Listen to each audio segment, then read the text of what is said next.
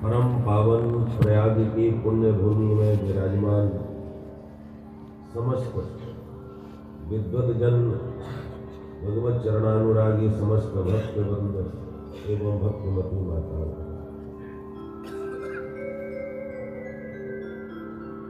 कल हम सब ने गोविंद के दिव्य विवाह का पावन प्रसंग श्रवण किया। रुक्मिणी जी के साथ भगवान का धूमधाम से विवाह हुआ। रुक्मिणी जी साक्षात महालक्ष्मी है। वही लक्ष्मी सदा नारायण की है, थी और रहेंगी। इसलिए भूल के भी हमें अपने आप को कभी लक्ष्मी पति नहीं समझना चाहिए। पति तो वो केवल भगवान ही उनके हैं। हम लक्ष्मी पुत्र हो सकते हैं।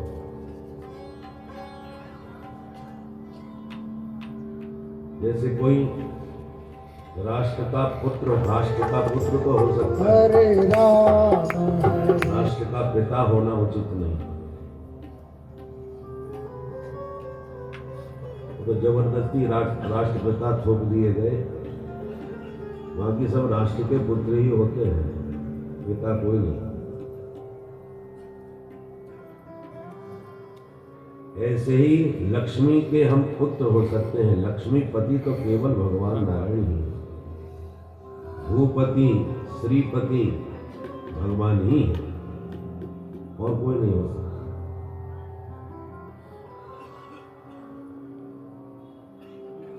इसलिए लक्ष्मी को प्रीति पूर्वक जो नारायण को समर्पित करते हैं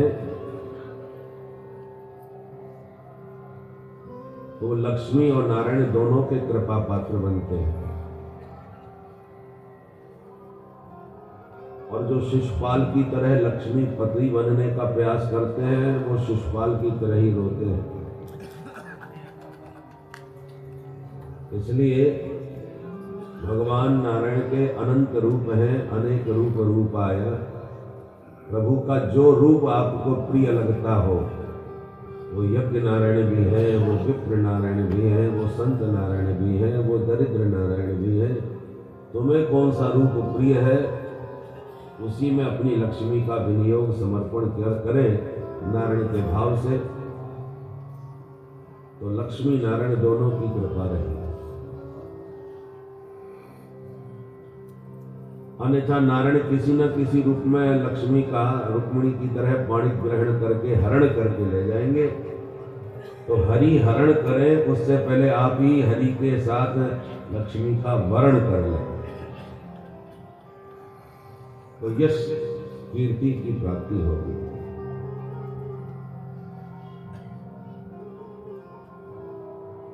सुखदेव जी कहते राजन, प्रभु के अन्य और भी विवाह हुए।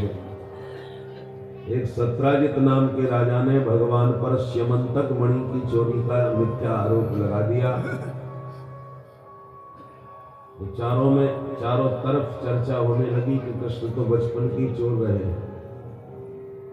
भगवान को लगा अब मणि का पता लगाना हमारे लिए आवश्यक होगा। खोजते खोजते भगवान जामवंत की गुफा में घुसे। 27 दिन तक भयंकर युद्ध किए। 28वें दिन जान पहचान हो गई। जामवंत जी बोले, प्रभु बस करो, मैंने आपको पहचान लिया, आप ही मेरे राम जी हो। क्योंकि प्रभु श्री रामभद्र के अतिरिक्त हमें कोई हराने वाला नहीं।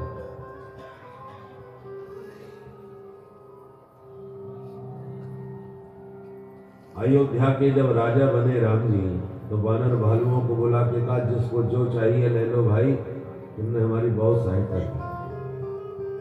तो यथेष्ट वर दिया सबको। और जामवंत जी से पूछा तो बोले, सरकार मन की बात कहो। बोले बिल्कुल कहो।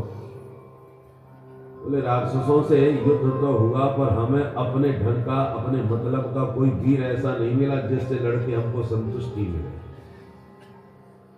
भगवान बोले गजब हो गया भाई, इतने बड़े महासंग्राम में तुम्हें तुम्हारी टक्कर का कोई समझ में ही नहीं आया ना। रावण जरूर था मेरे टक्कर का, और मैंने उसे मारना उचित नहीं समझा। नहीं तो आपको श्रेय नहीं मिलेगा। मैं चाहता था कि उसके रावण का वध का श्रेय आपको ही प्राप्त हो, इसलिए उसे मैंने आपके लिए छोड़ रखा। बाकी कोई हमको समझ में आया नहीं। सोचिए जामवंत जी कितने वीर रहे होंगे और कितनी लंबी आयु। वामन भगवान का अवतार हुआ तब खुद स्वयं जवान थे, भाग भाग करके परिक्रमा लगा लगे। वामन भगवान के विराट रूप की प्रदक्षिणा दी। जामस्तु ऋक्ष राजस्तु धैर्य शब्द मनोजव, भागवत में वर्णन है। वामन भगवान के विराट रूप का भाग करके प्रदक्षिण दिया जामवंत जी, मन की गति से दौड़ने वाले। जैसे मनोजवम मारुति तुल्य वेगम है, तो ये भी कम नहीं है महाराज जामवंत जी।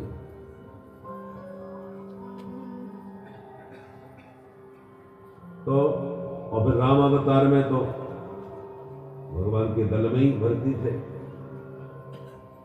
और कृष्णावतार में भगवान से ही दो हाथ कर दिए। तो कितनी लंबी आयु रही होगी जामवंत जी की। और भगवान से कहते हैं कि मुझे मेरी टक्कर का कोई रावण तल में तो दिखा नहीं, छोड़ रावण।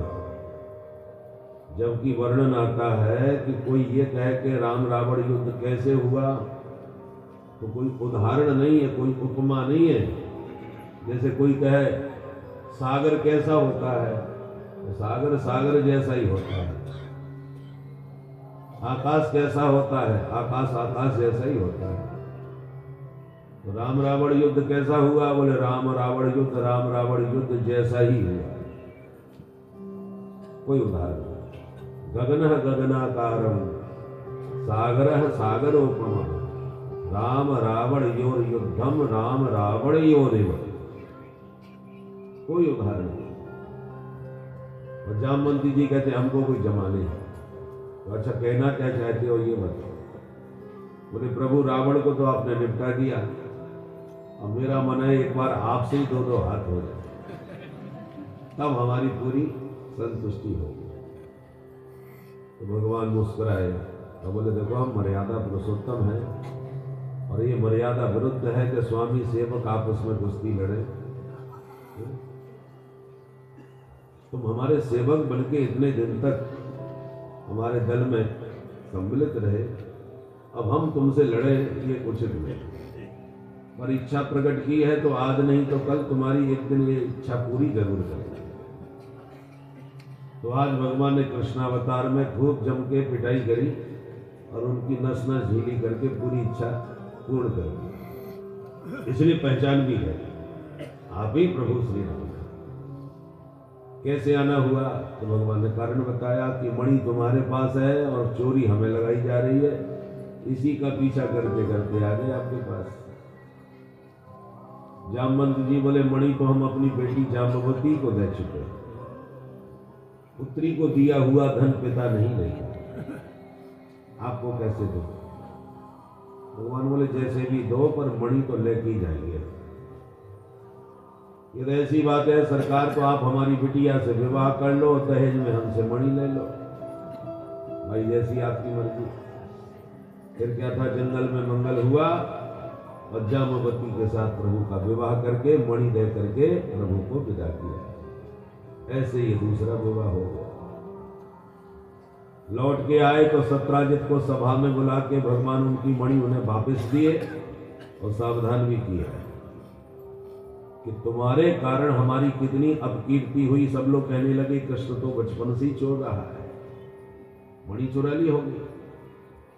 अब ये रही तुम्हारी मणि और साथ में लाए प्रमाण पत्र, पूछो इनसे कहां थी ये तुम्हारी मणि। सत्य जब उजागर हुआ तो सत्राजित बहुत शर्मिंदा हुआ और समाज ने जम के गाली दी, इस पापी को शर्म नहीं आई, इसने प्रभु पर चोरी लगाई। जनता की हवा एक मिनट में बदल गई। सब लोग कहने लगे हम तो पहले ही कह रहे थे भाई द्वारकाधीश चोर हो ही नहीं सकते, इस पापी को मर जाना चाहिए, इतने बड़े महापुरुष पर चोरी लगाई, ऐसे कहती जनता की तुरंत भाषा बदल गई। अब सत्राजित का घर से निकलना कठिन। एक दिन भगवान के पास आके बोला, सरकार मैं तो गाली खा खा के मर जाऊंगा, जहां जाता हूं लोग गाली देते हैं, क्या करें? भगवान बोले अब हम क्या बताएं, जनता का मुंह कौन बंद करेगा भाई? बोले महाराज सबका मुंह बंद करने की चाबी है क्या? बोले आप मेरी बेटी से विवाह कर लीजिए, नाम है सत्यभामा, यदि आप उससे विवाह करेंगे मैं आपका ससुर बन जाऊंगा, फिर मुझे कोई गाली नहीं देने वाला। अच्छा भाई जैसी आपकी मर्जी। तुरंत सत्राजित ने अपनी बेटी सत्यभामा के साथ भगवान का विवाह कर दिया। ऐसे हो गया तीसरा विवाह। एक दिन भगवान द्वारका से दिल्ली घूमने आए पांडवों से मिलने के लिए इंद्रप्रस्थ, तो अर्जुन के साथ यमुना पार घूमने जा रहे थे। यमुना तट पर एक कन्या तपस्या बैठी करती हुई मिली। अर्जुन ने पूछा देवी जी परिचय? उसने परिचय दिया, अहम देवस्य सवितुः दुहिता पतिमिच्छति विष्णुं वरेण्यं वरदं तपः परममास्थिता। मैं सूर्य पुत्री कालिंदी हूं और श्री हरि को यहाँ पति रूप में प्राप्त करने के लिए तपस्या कर रहे। सुनते ही अर्जुन भगवान की ओर मुस्कुराए, इशारे में बोले सरकार आपकी बृहस्पति बहुत जोरदार है, आपको ही पाने के लिए तप कर रही है। भगवान बोले ऐसा क्या? तो कराओ परिचय। अर्जुन ने परिचय कराया, भगवान ने तत्काल पाणी ग्रहण कर लिया। ऐसे हो गया ये चौथा विवाह। एक बिंद और अनबिंद नाम के दो भाइयों की बहन थी, नाम था मित्रविंदा। ये दोनों ही दुर्योधन के अनुचर थे। अब इनकी हार्दिक इच्छा थी कि हमारी बहन जी का विवाह दुर्योधन से हो जाए तो हमारा रुतबा बहुत बढ़ जाएगा, अभी तो अनुचर है। तो बहन को समझाया तो बहन को भी समझ में आ गया, ठीक है हमें स्वीकार है। हुआ स्वयंवर। स्वयंवर में हमारा सभी लोग आए, द्वारकानाथ भी पधारे और वरमाला लेके जब निकली मित्रविंदा तो दुर्योधन से पहले द्वारकाधीश दिखाई पड़ गए। जो उनकी आभा प्रभा शोभा को देखा सो विचार बहन जी का बदल गया और वरमाला तुरंत द्वारकाधीश के कंधे में डाल दिया। अब भाइयों की भक्ति तन गई। भगवान समझ गए माहौल कुछ तनातनी का लग रहा है तो तुरंत पानी ग्रहण करके 9-2-11 हो लिए। ऐसे हुआ ये पांचवा विवाह। एक थे महाराज कौशल नरेश, नाम था नग्नजित। इनकी बेटी का नाम था सत्या देवी, इन्हीं का दूसरा नाम नागनिजिति। महाराज नग्नजित की बेटी। इन्होंने प्रतिज्ञा करी मेरे घर में 7 सांड बैल खतरनाक महाबली, इन 7 को जो एक रस्सी में नाथेगा उसी को बेटी ब्याहूंगी। बहुत से वीर आए, बैलों ने सबके हाथ पैर तोड़ के भगाए। भगवान तो बचपन से ही गाय बैलों के साथ खेले खाए। 7 रूप बनाए और 7 बैलों को एक साथ एक रस्सी में नाच करके बिठाए। तो तुरंत सत्या देवी के साथ महाराज नग्नजित ने इनका विवाह कर दिया। ये हो गया छठा विवाह। एक थी महारानी श्रुतकीर्ति, जो भगवान को सदा अपना बेटा कहती है। कृष्ण तो मेरा बेटा है, अब कहने से तो कोई बेटा नहीं बनेगा। तो उन्होंने क्या किया, अपनी बेटी भद्रा नाम की राजकुमारी का प्रभु से विवाह करके उनको अपना जमाई बना दिया। तो जमाई बेटा ही तो होता है। और इनके वात्सल्य की पुष्टि हुई। ऐसे हो गया 7वां विवाह। और एक बार चक्र में घूमती हुई मछली का नीचे प्रतिबिंब देखकर भगवान ने धनुष पर बाण चला के लक्ष्य भेदन किया। इस लक्ष्य को भेद कर लक्ष्मणा नाम की राजकुमारी से भगवान का 8वां विवाह संपन्न हुआ। ये 8 विवाह तो इस प्रकार पृथक पृथक हो गए, पर 16,100 विवाह एक ही मंडप में हो गए। महाराज इतनी राजकुमारी एक साथ कहां मिल गई? सुखदेव जी कहते हैं, राजन एक नरकासुर नाम का दैत्य था। भूमि पुत्र होने से भौमासुर भी कहा जाता था। प्राग ज्योतिषपुर का रहने वाला था। इसका नगर बहुत सुदृढ़ सुरक्षित था। सिर्फ एक ही मार्ग था भीतर जाने का, और उस पर 5 सिर वाला एक मुर नाम का दैत्य जो महाबली था, वो पहरेदार बना खड़ा रहता। ये इतना शक्तिशाली था नरकासुर, इसने युद्ध में देवताओं को भी जीत लिया था और देव माता अदिति के कुंडल हरण कर लिए। जहां भी कोई दिव्य राजकुमारी कन्या के विषय में सुनता, बस वहीं से उसको अपहरण करके जेल में डाल देता। इसके बंदी गृह में 16,100 कन्याएं जब कैद हो गई तो भगवान को पता चला। तो सभार्यो गरुणारूढ़ प्राग्ज्योतिषपुरम ययौ, सत्यभामा जी को अपने साथ में लेकर सभार्य गरुड़ पर आरूढ़ भगवान हरि प्राग्ज्योतिषपुर में प्रविष्ट हुए। और जैसे ही प्रवेश करने को हो गए तो मुर ने आक्रमण कर दिया। 5 मुख वाला भयंकर युद्ध किया और सुदर्शन से भगवान ने उसके 5 सिर काट दिए। मुर का वध करने से हरि का नाम मुरारी हो गया। बोल मुरारी भगवान की जय। भीतर घुस करके फिर भयंकर युद्ध भौमासुर से किया और उसकी समस्त सैन्य शक्ति के साथ उसका भी संहार कर दिया। फिर बंदी गृह में जाकर के भगवान ने सभी कन्याओं को मुक्त कर दिया। देवियों, अब जाओ अपने अपने घर, आज से आप स्वतंत्र। और भगवान का दिव्य रूप निहार कर कन्याओं ने हाथ जोड़ के कहा, प्रभु इसके बंदी गृह में इतने दिन तक बंधक बन के रहने के बाद कौन हमें अपनाएगा? माता पिता भी अपना ले, इसमें संदेह है। कदाचित वो अपना भी लेंगे तो पाणी ग्रहण करने कौन आएगा हमसे? इसलिए हमें जीवन में अब मृत्यु के अतिरिक्त अपने जीने का कोई मार्ग समझ में नहीं आता। कहाँ जाएं, क्या करें, कैसे जिएंगे समाज में। भगवान बोले, देवियों दुखी बिल्कुल मत होइए। जिनके सारे रास्ते बंद हो उसके लिए मेरे घर का दरवाजा सदा खुला रहता है। भगवान तब तो कन्याएं प्रसन्न हो गई और उन्होंने कहा, प्रभु आपने ही हमें नव जीवन दिया है, ये जीवन आपके चरणों में ही समर्पित करती है। अरे जीवन है तेरे हवाले,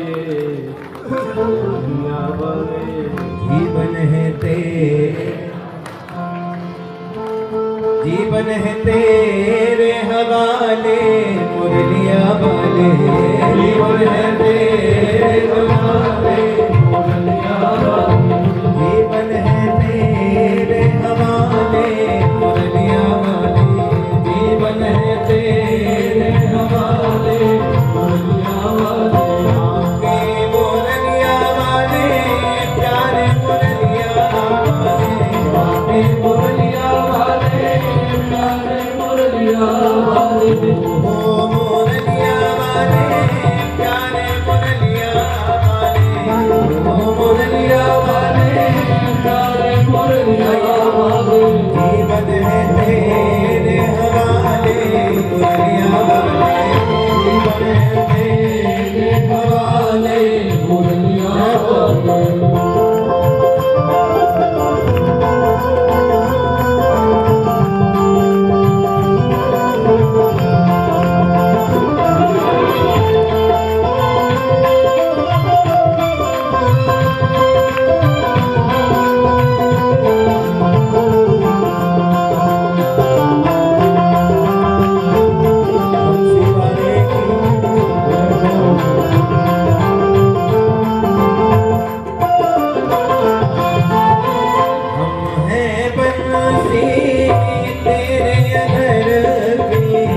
हम हैं बंसी तेरे अधर की, हम हैं बंसी तेरे अधर की, हम हैं बंसी तेरे अधर की,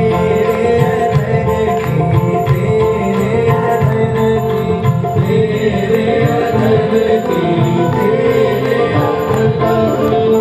हम हैं बंसी तेरे अधर की, हम हैं बंसी तेरे अधर की, चाहे तू जैसे बजा ले मुरलिया वाले, चाहे तू जैसे बजा ले मुरलिया वाले, जीवन है तेरे हवाले मुरलिया वाले, जीवन है तेरे हवाले मुरलिया वाले।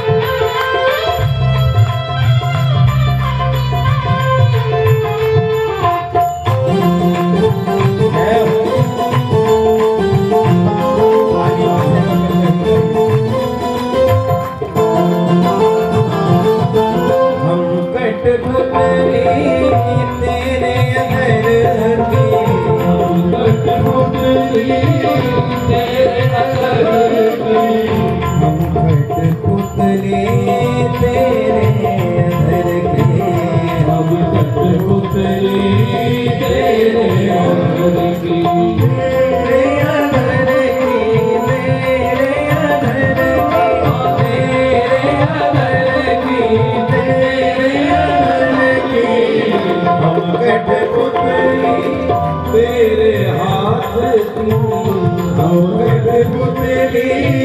तेरे हाथ की, चाहे तुम्हें से नचा ले मुरलिया वाले, चाहे तुम्हें से नचा ले मुरलिया वाले, जीवन है तेरे हवाले मुरलिया वाले, जीवन है तेरे हवाले मुरलिया वाले।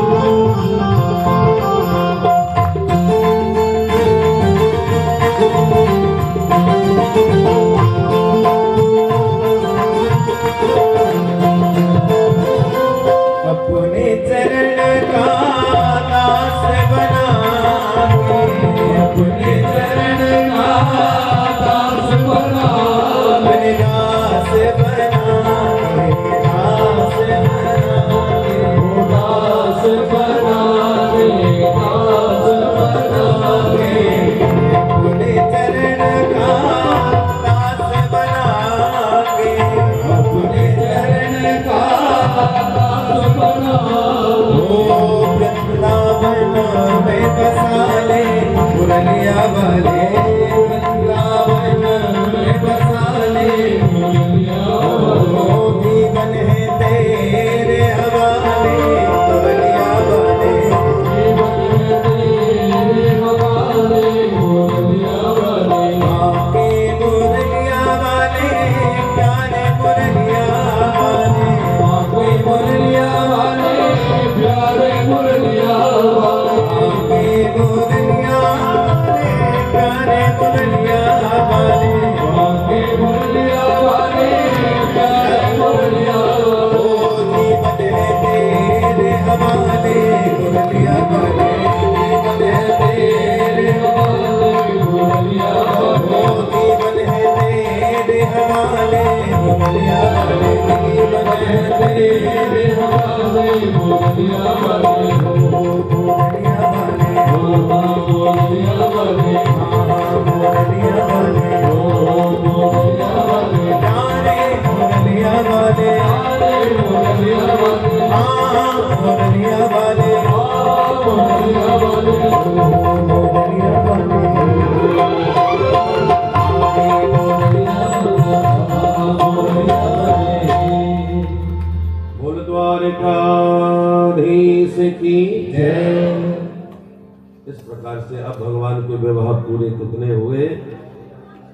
16,108 ये द्वारकानाथ के ठाठ।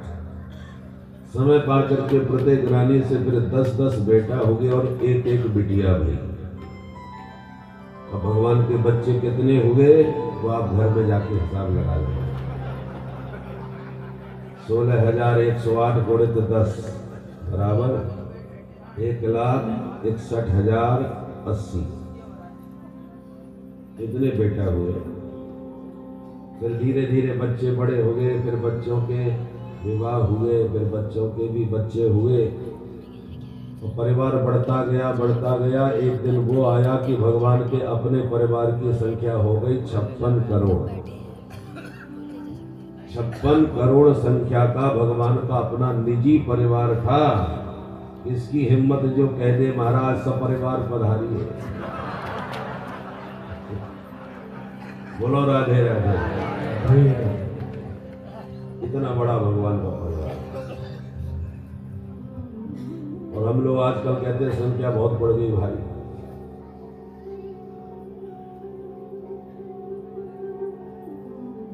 ये तो भगवान का अकेला ही परिवार आ जाता कुंभ नहाने के लिए,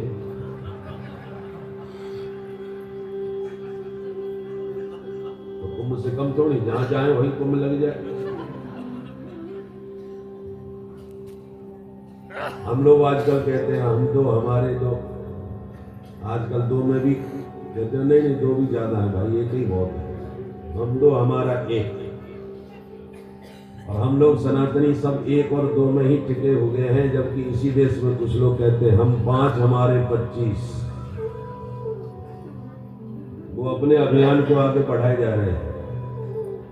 जो आज की परिस्थिति में आप स्वतंत्रता से ना तो हनुमत जयंती मना पा रहे हैं, ना रामनवमी की शोभा यात्रा निश्चिंतता से निकाल पा रहे हैं, कब कहां से पत्थर बरसने लग जाए कोई ठिकाना नहीं। ये स्थिति आज है। और ये क्रम यदि इसी प्रकार चलता रहा कि हम दो हमारे एक में और वो हम 5 हमारे 25 में आगे बढ़ते गए, भारत का भविष्य क्या होगा जरा विचार करके सोच के देखिए। फिर भी यदि समझ में ना आता है तो पड़ोसी देशों की हालत देख लीजिए। वो भी तो भारत ही था। पाकिस्तान, बांग्लादेश, बर्मा, ये सब भारत था। और जहां हम घटे वही हम कटे। जहां जहां भी घटे हैं वही कटे हैं। अभी जब तक बहुसंख्यक रूप में है तभी तक बचे हैं। इसलिए इस विषय पर भारत सरकार को बहुत शीघ्र ही, ऐसे विचार तो चल ही रहा है, और इसका निर्णय भी बहुत जल्दी कर लेना चाहिए। तभी भारत सुरक्षित रहेगा। सनातनी सुरक्षित है तभी तक भारत भी सुरक्षित है। नहीं तो भारत नहीं रह जाएगा। भारत भी जहां बटा है वो भारत कहां रहा है? कोई पाकिस्तान बन गया, कोई बांग्लादेश बन गया, भारत तो नहीं रहा। तो सनातनी है तो भारत है, सनातनी नहीं रहे तो भारत भी नहीं रहेगा। इसलिए राष्ट्र रक्षा की भावना से ही सही, भारत की रक्षा की भावना से ही सही, सनातनियों की सुरक्षा परम आवश्यक है। क्योंकि सनातन, और आज वर्तमान में विश्व को सनातन धर्म के संदेश की आवश्यकता है। सर्वे भवन्तु सुखिनः, ये संदेश केवल सनातनी ही दे सकते हैं, अन्य नहीं।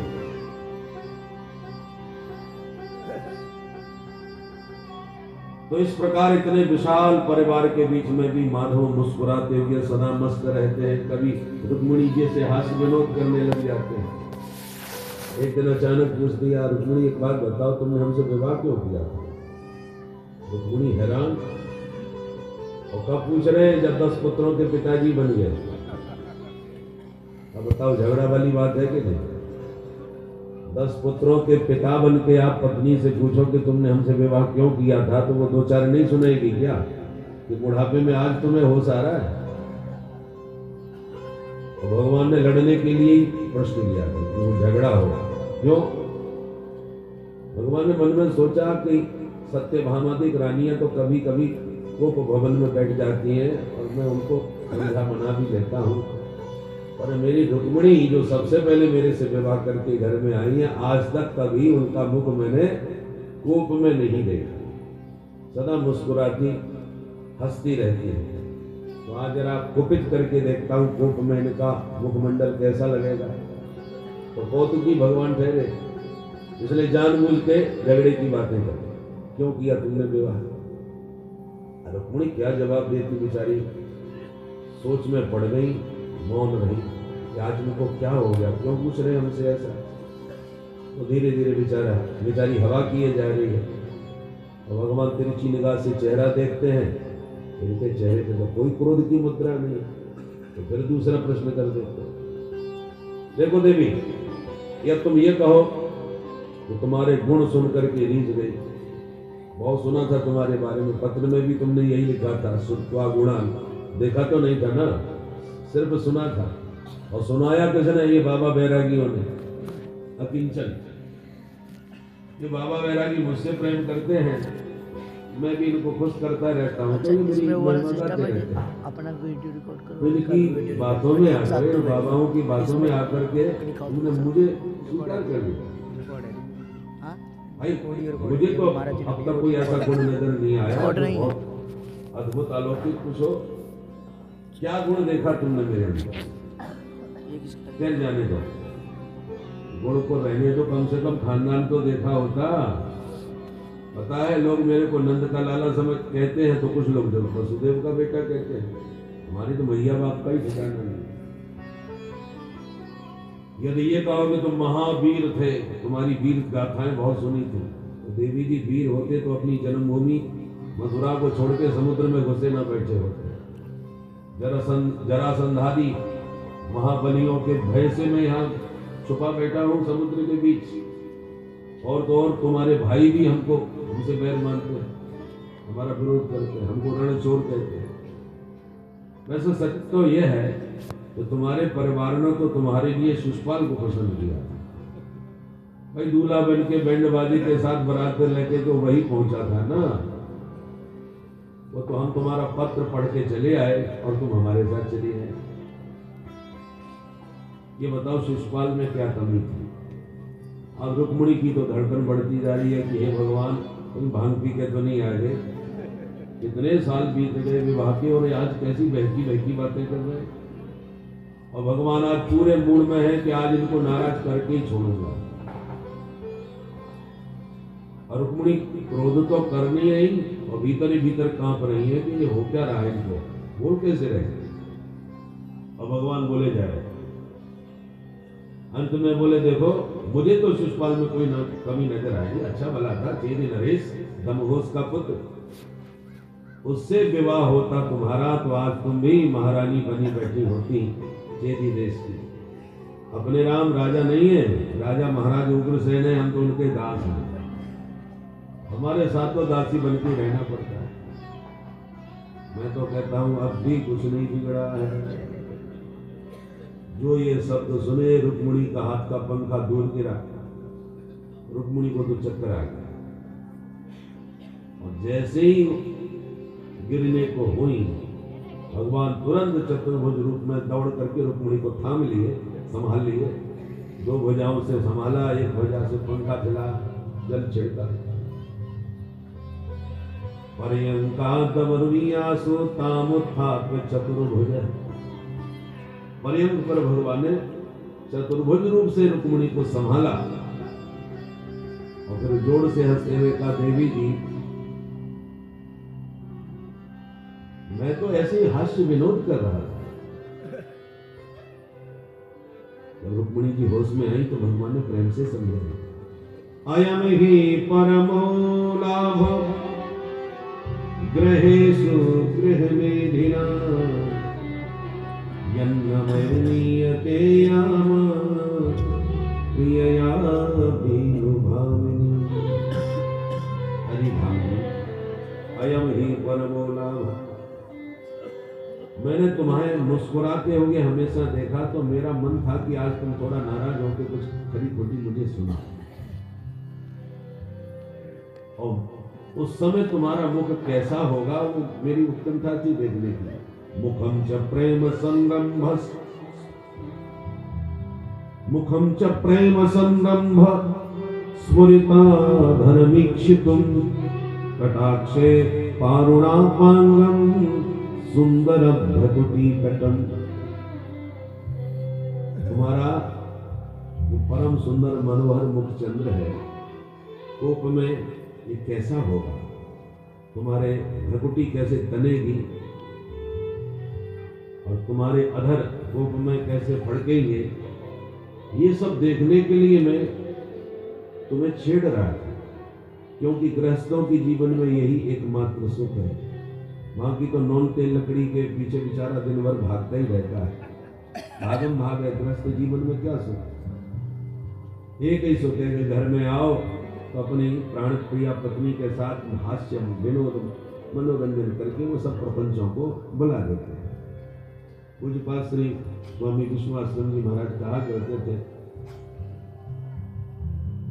कि गृहस्थ जीवन में बड़े झंझट होते हैं। एक वो सूत्र बताते थे, इस समय थोड़ा विस्मरण हो रहा है। बहुत दुखम जहाति सुधी, अल्प सुखस्य त्यागात बहुत दुखम जहाति सुधी। थोड़े से सुख को त्याग कर बहुत सारे दुखों से छुटकारा पा जाते हैं बुद्धिमान लोग। माने गृहस्थ जीवन में सुख तो थोड़ा है, दुख ज्यादा है, प्रपंच ज्यादा है, परेशानियां झंझट बहुत हैं। तो थोड़े से वो सुख के प्रलोभन का परित्याग करके सुधीजन जो बुद्धिमान होते हैं वो बहुत बड़े प्रपंचों से अपने को मुक्त कर लेते हैं। तो अल्प सुखस्य त्यागात बहुत दुखम जहाति सुधी, ये भाव। तो भगवान कहते हैं प्रपंच ही प्रपंच है गृहस्थों के घर में, एक यही तो सुख है। अयम ही परमो लाभ गृहेषु गृहमेधिनाम। पर देवी जी ऐसा कुछ हुआ नहीं। आप तो हमारी बातों पर इतनी भयभीत हो गई कि मूर्छित हो गई। अब रुक्मिणी को पूरा भरोसा हो गया कि नहीं, कोई खतरा नहीं है, ये ऐसे ही मनोरंजन कर रहे थे, विनोद में ये सब बातें कह रहे थे। तब सावधान होकर के बैठी और हाथ जोड़ के बोली, प्रभु आप भले ही मेरे से विनोद में ये बातें कह रहे हो, पर आपकी बात बिल्कुल सत्य थी। आपने जो कुछ कहा बिल्कुल सत्य कहा। तो भगवान बड़ी जोर से हंसने लगे, वाह देवी जी, अभी हम विनोद कर रहे थे, लगता है अब आप हमसे विनोद करने लगे। क्या कह रही हो कि हम जो बोले वो सब सत्य था? बिल्कुल, मुझे तो सत्य ही लगा। अच्छा, जरा बताना इसमें तुम्हें क्या सत्य लगा? सत्य क्या लगा? हमने आपसे कहा था कि हमारे अंदर कोई गुण नहीं है, तुमने हमको कैसे पसंद किया, तो इसमें क्या गलत है? रुक्मिणी बोली, बिल्कुल सही है। अच्छा, तुम स्वीकार करती हो हमने कोई गुण नहीं है? बोले हाँ, सच है। सिद्ध करो इस सच को। कैसे कह सकती हो हमारे अंदर कोई गुण नहीं है? रुक्मिणी बोली, सरकार प्रकृति में 3 गुण ही प्रसिद्ध हैं, सत्व रज तम, और ये सारा संसार त्रिगुणात्मक है। तीनों गुणों से सब बंधे हुए हैं। केवल आप ही हो जो त्रिगुणातीत हो, गुणों से परे हो। इसलिए महापुरुष आपको निर्गुण कह करके आपको निरूपण करते हैं। आप गुणातीत हैं। गुण माने बंधन। प्रकृति के ये 3 गुण जो हैं वो सबको बांध के रखते हैं, और आप त्रिगुणातीत हैं, तीनों से परे हैं, गुणातीत हैं। इसलिए तो आप निर्गुण हैं, आप में कोई गुण नहीं है। भगवान हंसे, वाह देवी, आपने तो हमारी भाषा पूरी बदल दी, भाव ही पूरा बदल गया शब्द का। अच्छा, तो हमने तो ये भी कहा था हमारे खानदान का कोई पता नहीं, मैया बाप का ठिकाना नहीं। बिल्कुल सच है। अरे आपको ही जानना असंभव है। श्रुतियां बिचारी वर्णन करके नीति नीति कह के मौन हो जाती हैं, इद मिथ्यम कह के आपको नहीं बता सकती, नहीं जान सकती, तो और कोई क्या जानेगा? और आपका कोई मैया बाप होगा तब न जानेगा। आप ही सारे जगत के माता पिता हो, सारा संसार आप में स्थित है, आपसे ही उत्पन्न है। तो आपने बिल्कुल ठीक कहा कि आपका कोई माता पिता नहीं, कोई खानदान नहीं। भगवान बोले तो हम तो ये भी कह रहे थे कि देखो हम डरपोक हैं, समुद्र में छुपे बैठे हैं अपनी जन्मभूमि छोड़ करके जरासंध आदि के भय से। रुक्मिणी कहती है सरकार ये भी सच बात है, जिन भक्तों का हृदय एकदम शांत सागर के समान होता है, जिसमें काम क्रोधादि दुर्विकारों का कोई प्रवेश ही नहीं होता, ऐसे विशुद्ध अंतःकरण के जो रसिक भक्तों का हृदय सागर है, आप उसी में विहार करने वाले, उसी में निवास करने वाले, अपना दिव्य वैकुंठ छोड़ छाड़ के भगे आते हैं। हरे रपि निज लोकम सर्वथा को विहाय प्रविशति हृदय तेषां भक्ति सूत्रोपनः। व्यासु हृदय आगार बसहि राम सर चाप। हनुमंत लाल जी जैसे हृदय सागर में राम जी प्रेम से आके बसते हैं, निज लोकम विहाय, अपना धाम छोड़कर। तो आप भी अपनी जन्मभूमि मथुरा को छोड़ के सागर के हृदय में विराज रहे हो। जितनी बातें प्रभु ने विनोद में कही थी, रुक्मिणी जी ने उन सभी वाक्यों का ऐसा स्तुति परक अर्थ किया और ऐसी व्याख्या करी कि भगवान भी सुनकर के गदगद हो गए और बोले देवी आज मैंने तुमसे विनोद न किया होता तो आपके इस वैदुष्य का, आपकी इस योग्यता का हमें तो पता ही नहीं चलता। तुम इतनी विदुषी हो, ये मेरी इतनी बढ़िया प्यारी स्तुति बना दी आपने तो हमारे विनोदपूर्ण वचनों की।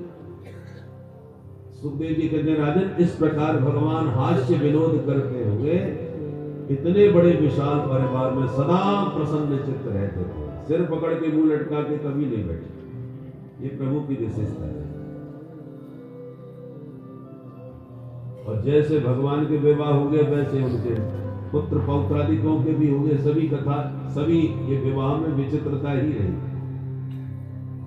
रुक्मिणी जी से भगवान का विवाह हुआ, कैसे हुआ वो कल आप सुनेंगे। तो रुक्मिणी को लगा कि विवाह भी हो गया और संबंध भी खराब हो गए, अच्छा बात नहीं है, चलो दूसरा संबंध, नया संबंध जोड़ लेते हैं। तो रुक्मिणी जी का जो भाई रुक्मी था, उसकी बिटिया भाई और भगवान के बेटा हुए, तो उनका विवाह करा दिया। फिर उसकी नातनी हुई, फिर इनका नाती हुआ, फिर उनका विवाह करा दिया। 3 पीढ़ी तक चला संबंध। तो भगवान के थे पौत्र जिनका नाम था अनिरुद्ध, और रुक्मी की थी पौत्री, उसके साथ हुआ विवाह। ये लौट के विदर्भ देश नहीं गया, इसने एक नया देश बना लिया भोजकट नाम का, उसी में बस गया था ग्रुप में। भगवान वहीं बारात लेके पहुंचे। अब जब विवाह हो रहा था भगवान के पौत्र और रुक्मी की पौत्री का, तो बलराम जी से रुक्मी ने कहा विवाह शादी तो होती ही रहती है, चलो कुछ मनोरंजन हो जाए, बैठे बैठे क्या करेंगे, क्या है, तो चलो पास से फेंकने दो। तो दूध पीड़ा प्रारंभ हो गई। तो जब पास से फेंके गए, विजय दाऊजी होते थे और उसके रुक्मी के जो संगी साथी मित्रगण बैठे थे आसपास, वो सब जबरदस्ती सिद्ध करते कि नहीं नहीं रुक्मी महाराज की विजय हुई है, रुक्मी जी विजयी हुए। बलराम भी आपको ठीक से खेलना नहीं आता, जबरदस्ती खेल में दाऊजी को हरा रहे। दाऊजी वैसे तो बहुत सीधे हैं, जैसे एक होता है पतला तवा, एक होता है मोटा तवा। पतला तवा क्या होता है, फट से गर्म होता है तो फट से ठंडा भी हो जाता है। मोटा तवा जल्दी गर्म नहीं होता, और गर्म हो गया तो फिर जल्दी ठंडा भी नहीं होता, बहुत समय लगता है। ऐसे दाऊजी का स्वभाव है, वो जल्दी गर्म नहीं होते, और गर्म हो गए तो उनको शांत करना फिर बड़ा मुश्किल है। वैसे बड़े भोले हैं तो मान जाते भाई आप लोग सही कह रहे हो, इतने लोग कह रहे हो तो शायद हम ही गलत हैं। परंतु ये गड़बड़ होते देखा तो आकाशवाणी हो गई, तावत ब्रवीण नभो वाणी बले नहीं बजितो ग्लह। ये जो द्यूत क्रीड़ा है इसमें बलराम जी विजयी हुए हैं, आकाशवाणी ने कह दिया। आकाशवाणी हुई तो बलराम जी का पक्ष मजबूत हो गया। तो भाई तुम खेल में भी बेईमानी करते हो, हैं? देखो देववाणी हमारा समर्थन कर रही है और तुम लोग सब नंबर 1 के महाझूठा बिगड़ गए। तो मामला थोड़ा तनातनी का हो। रुक्मी के भी मुंह से निकल गया, सुनो बलराम जी, चाहे कुछ भी हो, आकर के हो तो तुम ग्वारी आई, जिंदगी भर गैया चराई आप लोगों ने। ये राजा महाराजाओं का खेल होता है, द्यूत क्रीड़ा, ग्वालियाओं का नहीं। नैवाक्ष को वेदायूयम गोपाला बन गोचरा। नैवाक्ष को विदा, अक्ष को विद माने द्यूत क्रीड़ा में आप कुछ नहीं जानते हैं, क्योंकि गोपाला बनगोचरा, ग्वालिया ठहरे, बनगोचर जंगली। अब ऐसे शब्दों का प्रयोग किया तो वैसे तो विवाह शादी में सब चल जाता है, और फिर साले बहनों में तो ये कुछ ज्यादा ही चलता है कहीं कहीं तो रिश्ते में तो साले साहब ही थे रुक्मी। उन्होंने जब कह दिया कि तुम ग्वारिया और जंगली हो तो साहू जी का माथा गर्म हो गया। मूर्ख, हमसे तू नाता भी जोड़ रहा है और हमको ग्वारिया और जंगली समझ रहा है। मैं क्या हूं अभी बताता हूं। उठाया हल मूसल और पकड़ के हल से सिर एक मूसल मसक दिया, सो गोविंदाय नमो नमः। वही ढेर हो गए, मारे गए, और जो आसपास में उनके संगी साथी हाँ में हाँ भरने वाले एक एक मुक्का उन्होंने मारा तो कईयों के दांत तोड़ दिए। अब तो महाराज हड़कंप मच गया। अच्छे भले विवाह में मनोरंजन, इसलिए कहते ना लड़ाई की जड़ फांसी, बीमारी की जड़ खांसी। हंसी हंसी में मामला बिगड़ गया, खेलते खेलते अब तो भगदड़ मच गई। महाराज विवाह में हड़कंप मच गया। अब पत्रकारों ने भगवान द्वारकाधीश को पकड़ा और उनसे कहा, महाराज आप बताइए इस घटना पर आप क्या कहना चाहते हैं? क्या आपके भाई साहब ने ठीक किया या उन्हें ऐसा करना चाहिए था? भगवान बड़े धर्म संकट में इस घटना पर क्या टिप्पणी करें?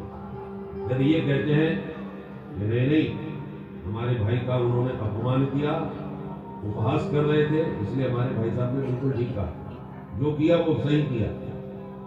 यदि दाऊ जी के पक्ष में कुछ बोलते हैं तो रुक्मिणी जी क्या सोचेंगे? हमारी धर्मपत्नी है भाई, उसका भाई मारा गया है। अब एक तरफ रुक्मिणी का भाई, एक तरफ द्वारकाधीश का भाई। तो यदि ये कहते हैं कि बहुत अच्छा किया दाऊ दादा ने, तो रुक्मिणी कहेगी इन्होंने भैया ने मेरे भैया को मार डाला, ये और कह रहे हैं बड़ा अच्छा किया। रुक्मिणी को कितना बुरा लगेगा।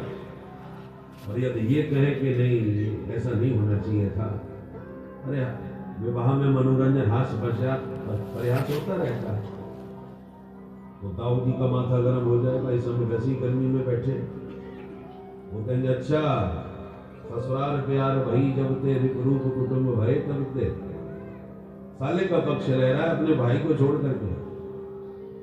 तो दोनों तरफ से प्रभु फंसे हो गए थे ना। हाँ कह अच्छा भी नहीं कह पा रहे, बुरा भी नहीं कह पा रहे, और पत्रकार इन्हीं से पूछ रहे थे आप तो कुछ बोलिए, आप मौनी बाबा बने क्यों बैठे हो? बस सुखदेव जी कहते हैं निहते रुक्मिणी श्याले ना प्रवीत साध्व साधुवा। क्यों? रुक्मिणी बलयो राजन स्नेह भंगा भया धरी। रुक्मिणी बलयो राजन स्नेह भंगार भयात धरी। इन दोनों के प्रेम की रक्षा के लिए, दोनों का स्नेह भाजक बने रहने के लिए भगवान ना ब्रवीत साधु असाधु। अच्छा बुरा कुछ नहीं बोले, मोह नहीं रहे। विवाह जैसे होना था सो हो ही गया। ऐसे ऐसे विचित्र विवाह हुए। एक विवाह तो ऐसा हुआ कि महादेव के साथ ही भगवान का संग्राम होगा। इन्हीं अनिरुद्ध जी का दूसरा विवाह भी हुआ था बाणासुर की बेटी उषा के साथ। कैसे हुआ महाराज वो भी सुना। बाणासुर की इकलौती बेटी बहुत ही लाडली नाम है जिसका उषा, उसके लिए भव्य भवन बना करके बाणासुर ने दिया, जहां पर वो केवल अपनी सखी सहचरियों के साथ रहती है, पुरुष प्रवेश वर्जित भवन में राजकुमारी का। परंतु एक दिन स्वप्ने प्राद्युम्न नारकीं, स्वप्न देखा उषा ने और अनिरुद्ध से स्वप्न में उनका समागम हुआ। और जब नींद खुली तो हे प्रियतम, हे प्राणधन, ऐसा कहकर के उसके मुंह से आवाज निकली। उसकी एक सहेली थी, सहचरी चित्रलेखा, उसने ये वाक्य सुने तो मुस्कुरा के बोली, बहन विवाह हुआ नहीं है तो प्रियतम कांत नहीं, किसको पुकार रहे हैं? तो स्वप्न की सारी बात अपनी सहेली को बताई। आज मैंने एक अद्भुत दिव्य पुरुष देखा है, उससे हमारा मिलन स्वप्न में हुआ और मेरी प्रतिज्ञा है विवाह करूंगी तो उसी से करूंगी। अच्छा, जरा उसका नाम बताओ। मैं नाम नहीं पूछ पाया, नाम ही नहीं मालूम ना। तो कुछ कुल खानदान मालूम है, कहाँ के रहने वाले थे, किस देश के थे, ये मुझे कुछ नहीं मालूम। उनके बारे में मैं कुछ नहीं जानती, बस मैंने उनको देखा है। तो देवी जी, इतने बड़े संसार में बिना नाम के, बिना गाम के कोई कैसे किसी को ढूंढ सकता है? बोले, बहन तू मेरे लिए कुछ भी कर सकती है, मैं जानती हूँ तुम बहुत होशियार है। तो चित्रलेखा चित्र बनाने में बहुत निपुण थी। उसने चित्र बनाना चालू किया। देखो, पहचानना उनमें से तुमने किसको देखा है? सारे देवताओं के चित्र बना डाले, गंधर्वों के, यक्षों के, किन्नरों के, जितने भी ब्रह्मांड में जीव है उन सब के चित्र बनाते बनाते जब मनुष्यों के चित्र बनाए, मृत्यु लोक के, तो बनाते बनाते द्वारकाधीश का चित्र बना। जो द्वारकाधीश का दर्शन किया चित्र में, बोले सखी इनसे काफी इनका चेहरा मिलता है, पर ये नहीं है। तो प्रद्युम्न का बनाया, हाँ हाँ बिल्कुल ऐसे ही है, पर ये नहीं है। और जैसे ही अनिरुद्ध का चित्र बनाया तो प्राद्युम्नम वीक्ष लज्जिता, उस चित्र को देखते ही लज्जित हो गए, बोले इसको यही है। चित्रलेखा ने कहा, मैं समझ गई ये कौन है। अरे इनको पाना बहुत कठिन है, फिर भी मैं तेरे लिए कुछ करती हूँ। वो बड़ी योगिनी थी, आकाश मार्ग से गई और सोते हुए अनिरुद्ध जी को द्वारका से सोते ही उठा करके उषा के महलों में ला करके सुलाया। जब अनिरुद्ध जी की नींद खुली तो सामने हाथ जोड़ के उषा जी खड़ी, हड़बड़ा के खड़े हो गए। देवी जी आप कौन? मेरे कक्ष में आप कैसे आ गई? उषा जी ने कहा, ये तुम्हारा जो कक्ष नहीं है, मेरा कक्ष है। अरे तो मैं तुम्हारे कक्ष में कैसे आ गया? फिर तो पूरी कहानी सुना थी। मैंने बुलवाया है, मैंने आपको स्वप्न में देखा तो मेरी सखी आपको लेके आई है, मुझे स्वीकार कर। तो अनिरुद्ध जी भी प्रसन्न हो गए, गांधर्व विधि से गुप्त विवाह हो गया। अब विवाह तो हो गया, अनिरुद्ध जी वहीं महलों में उषा के साथ हास्य विनोद करने लगे। किसी बात पर जोड़ की हंसी आ गई अनिरुद्ध जी को, और वो हंसी बाहर खड़े द्वारपाल ने सुन ली। उसके कान खड़े हो गए। राजकुमारी के महल में पुरुष प्रवेश वर्जित, तो किसी पुरुष के हंसने की आवाज भीतर से कैसे आ गई? ड्यूटी हमारी है, पहरेदार हम हैं, गड़बड़ी होगी तो हमारी खिंचाई हो जाएगी। वो सीधा जाकर के अनिरुद्ध से, ओ बाणासुर से बता दिया, महाराज कन्याया कुलदूषणम, हमें भीतर से आवाज आ रही है, हमें लक्षण कुछ ठीक नहीं दे राजकुमारी के लग रहे। अच्छा, बाणासुर आया, दरवाजा खुलवाया, भीतर प्रवेश करते ही अनिरुद्ध को देखा, क्रोध में भर गए, भयंकर युद्ध किया, पकड़ के बंदी बना के जेल में डाल दिया। अनिरुद्ध बंधक बने।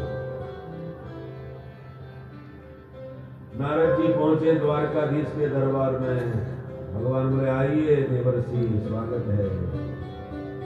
नारद जी बोले, महाराज बाल बच्चे सब आनंद में हैं। भगवान बोले, हाँ सब ठीक है, बाकी तो गर्गाचार्य जी ही सबकी हाजिरी लेते हैं।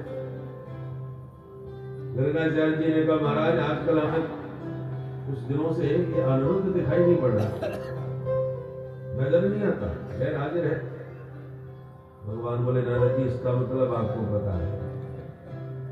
बोले इसलिए तो आए हैं, आपको पता भी नहीं है, मुझे खाने की हवा खा रहे हैं। बाणासुर के यहाँ श्रोणितपुर में बंधक बने पड़े हैं, जाओ उन्हें छुड़ाओ। भगवान बोले हो ये बात है। पूरी नारायणी सेना के साथ दल बल के लेकर के भगवान चल दिए। अब बाणासुर था भोले बाबा का परम भक्त। भोले बाबा की कृपा से इसको 1000 भुजाएं प्राप्त थी, महाबली था। एक दिन भोले बाबा से ही बोला, भोलेनाथ आपने बल तो दिया है पर लड़ने वाला कोई नहीं मिला, कोई हमारे सामने टिकता ही नहीं। मेरा तो मन है आज से ही 2-2 हाथ हो जाए, ताकि एक बार तो युद्ध करके थोड़ा सा भुजाओं की कसरत हो जाए सार्थक। भोले बाबा नाराज हो गए, मूर्ख, हमारी पूजा करता है, हमसे बल लेता है और हमसे लड़ने की बात कर रहा है।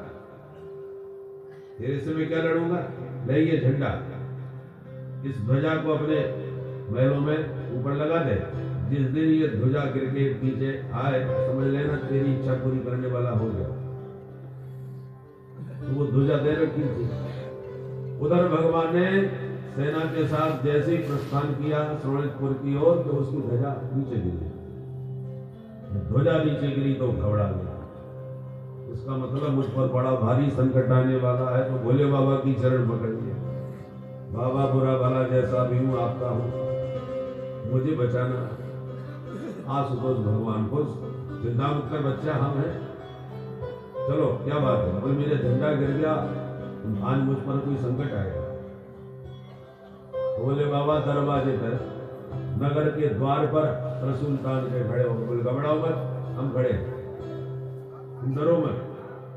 भोले बाबा त्रिशूल लेके खड़े हो गए। जब द्वारकाधीश आए नगर में प्रवेश करने को, तो महादेव खड़े।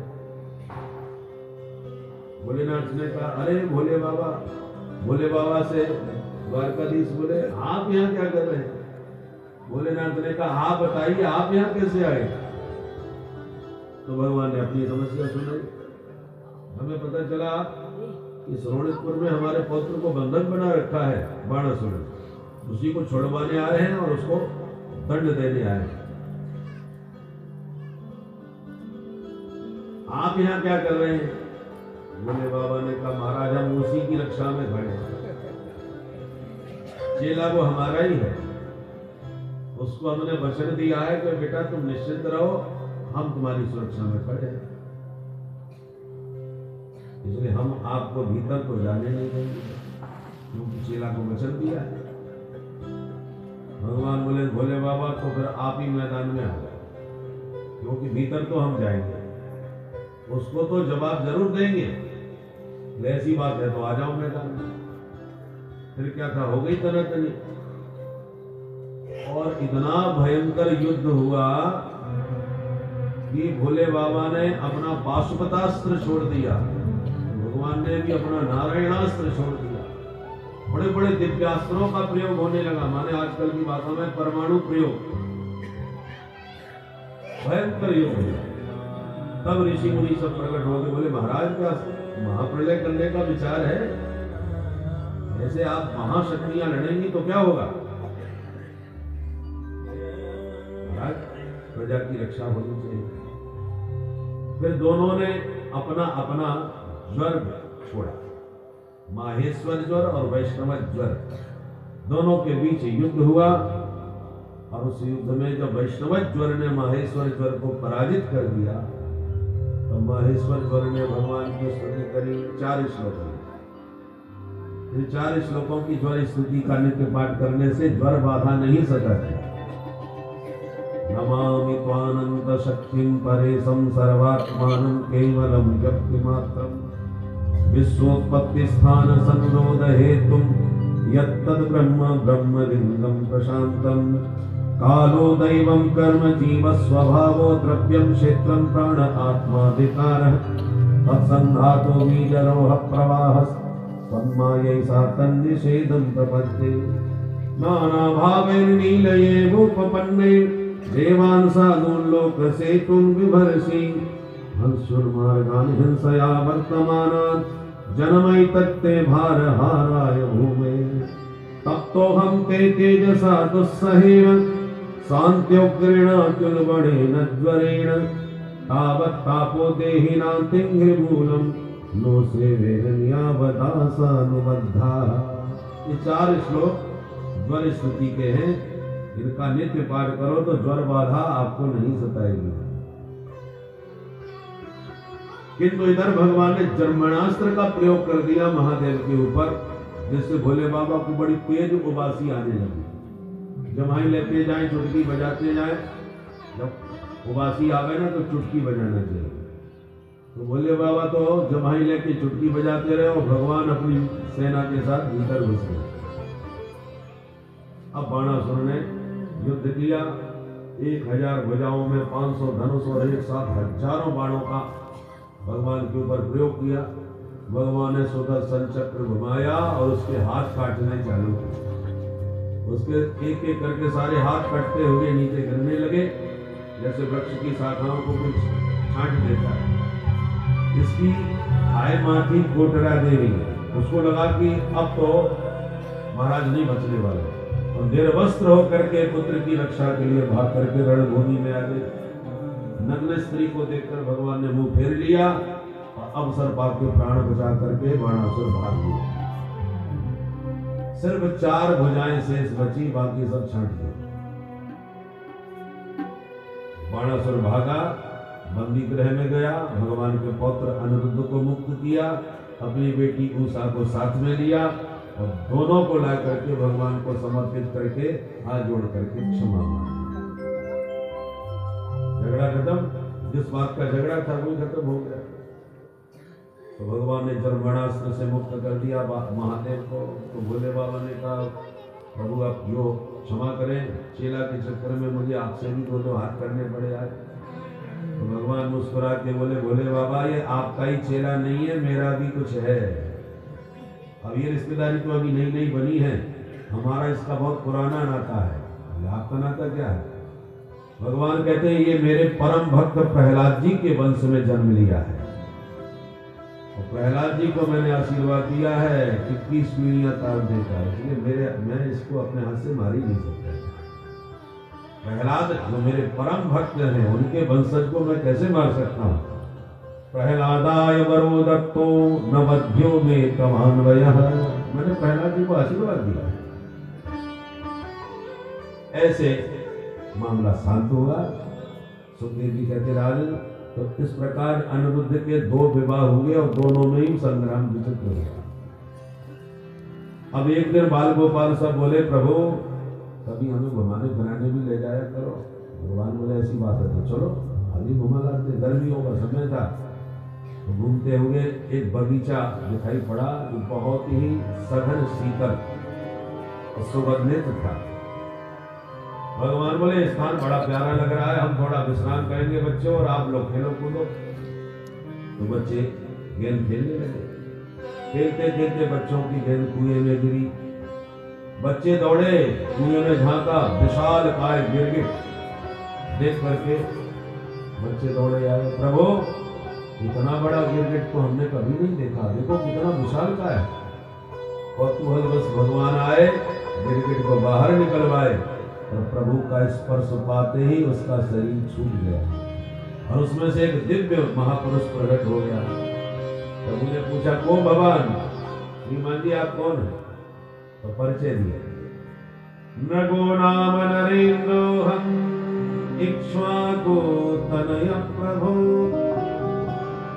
दाने स्वाख्यायमानेषु यदि ते कर्णम कृष्ण यदि ते कर्णम स्पृशन्। संभवतः आपके कान में मेरा नाम पड़ा होगा, क्योंकि मैं सूर्य वंश के राजा इक्ष्वाकु का पुत्र राजा नग हूं। दानियों में चर्चा कीजिए, सबसे पहले मेरा ही नाम सुनेंगे आप। मेरे जैसा दानी कोई हुआ नहीं। क्या दान किया? गौ दान। कितनी गाय दान में दी? बोले सरकार आकाश के तारे गिन लो, बरसात की बूंदें गिन लो, धरती के धूल कण गिन लो, पर मेरी गायों को कोई गिन नहीं सकता। इतनी असंख्य गायों का दान किया। भगवान बोले तो फिर गिरगिट क्यों बन गया भाई? बिना पाप के तो पतन नहीं होता, कुछ तो गड़बड़ किया है। तब बोला महाराज मैंने किया नहीं है, हो गया। क्या हो गया? बोले एक ब्राह्मण को मैंने गौ दान करी, वो ब्राह्मण मेरे हाथ से गाय लेके दान में जा रहा था। अब विडंबना ये थी कि वो गाय किसी पंडित जी की थी, ब्राह्मण की थी, जो भाग करके मेरी गायों के झुंड में मिल गई थी, तो मैं पहचाना नहीं। ब्राह्मण की गाय को मैं अपनी समझ करके दूसरे ब्राह्मण को दान कर दिया, बस ये गड़बड़ हमसे हो गई। अब दोनों ब्राह्मण आपस में गाय को लेकर के झगड़ गए। जिसकी गाय थी वो कहता मेरी गाय है, तू कहां लेके जा रहा है? और दूसरा कहता ये तो राजा ने मुझे दी है, ये गाय मेरी है। झगड़ते हुए राजा के सामने पहुंच गए। राजन आप करो फैसला। अब राजा धर्म संकट में क्या करे? कोई फैसला राजा से नहीं बना। दोनों ही ब्राह्मण रुष्ट हो गए, गाय छोड़ के निकल गए। तुम संभालो।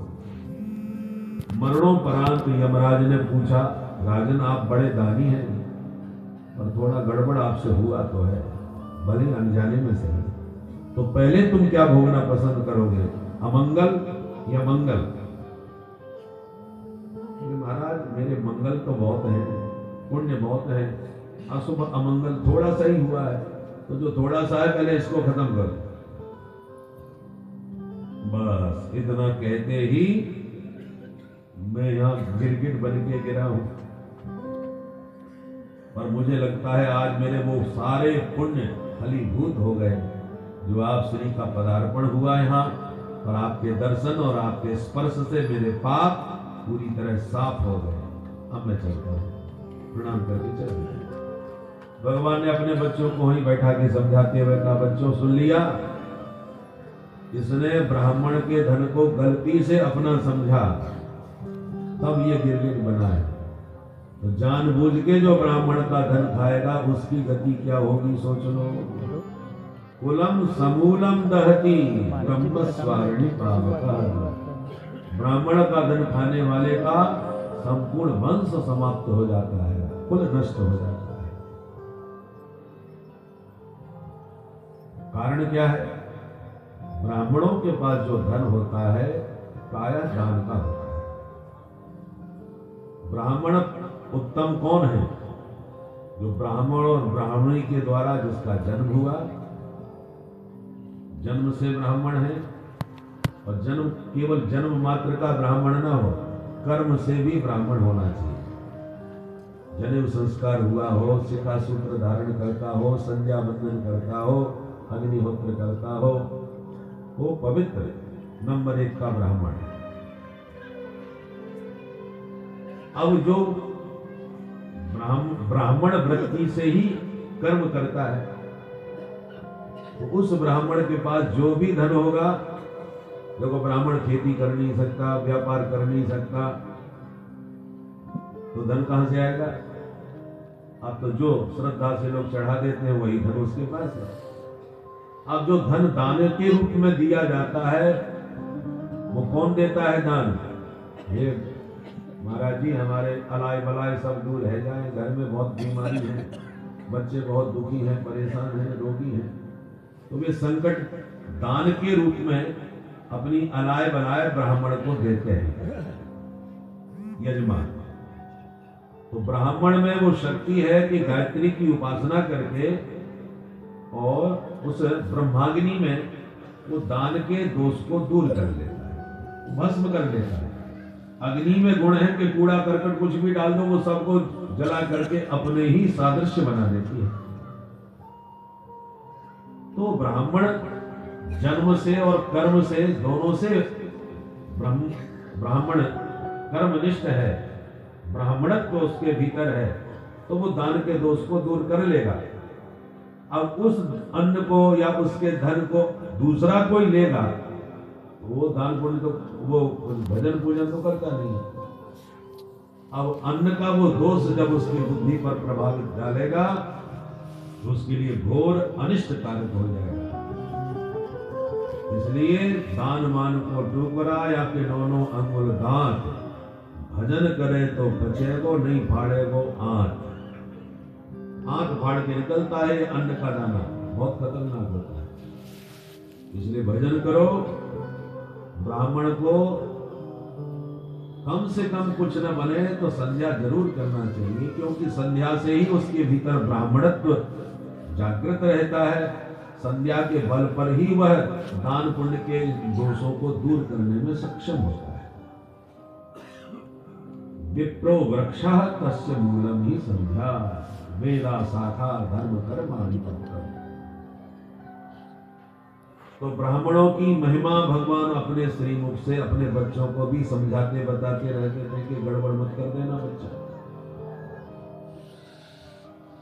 एक दिन दाऊ दादा बोले, कन्हैया परसों की कह के वृंदावन से चले थे, आज हमें बरसों बीत गए, कभी वृंदावन जाना नहीं हो पाया। चलो ना एक बार घूमे आते हैं वृंदावन, मिल आते हैं ब्रजवासियों से। भगवान बोले, दाऊ दादा ब्रजवासियों की बहुत याद आ रही है, तो जाओ एक बार मिले आओ।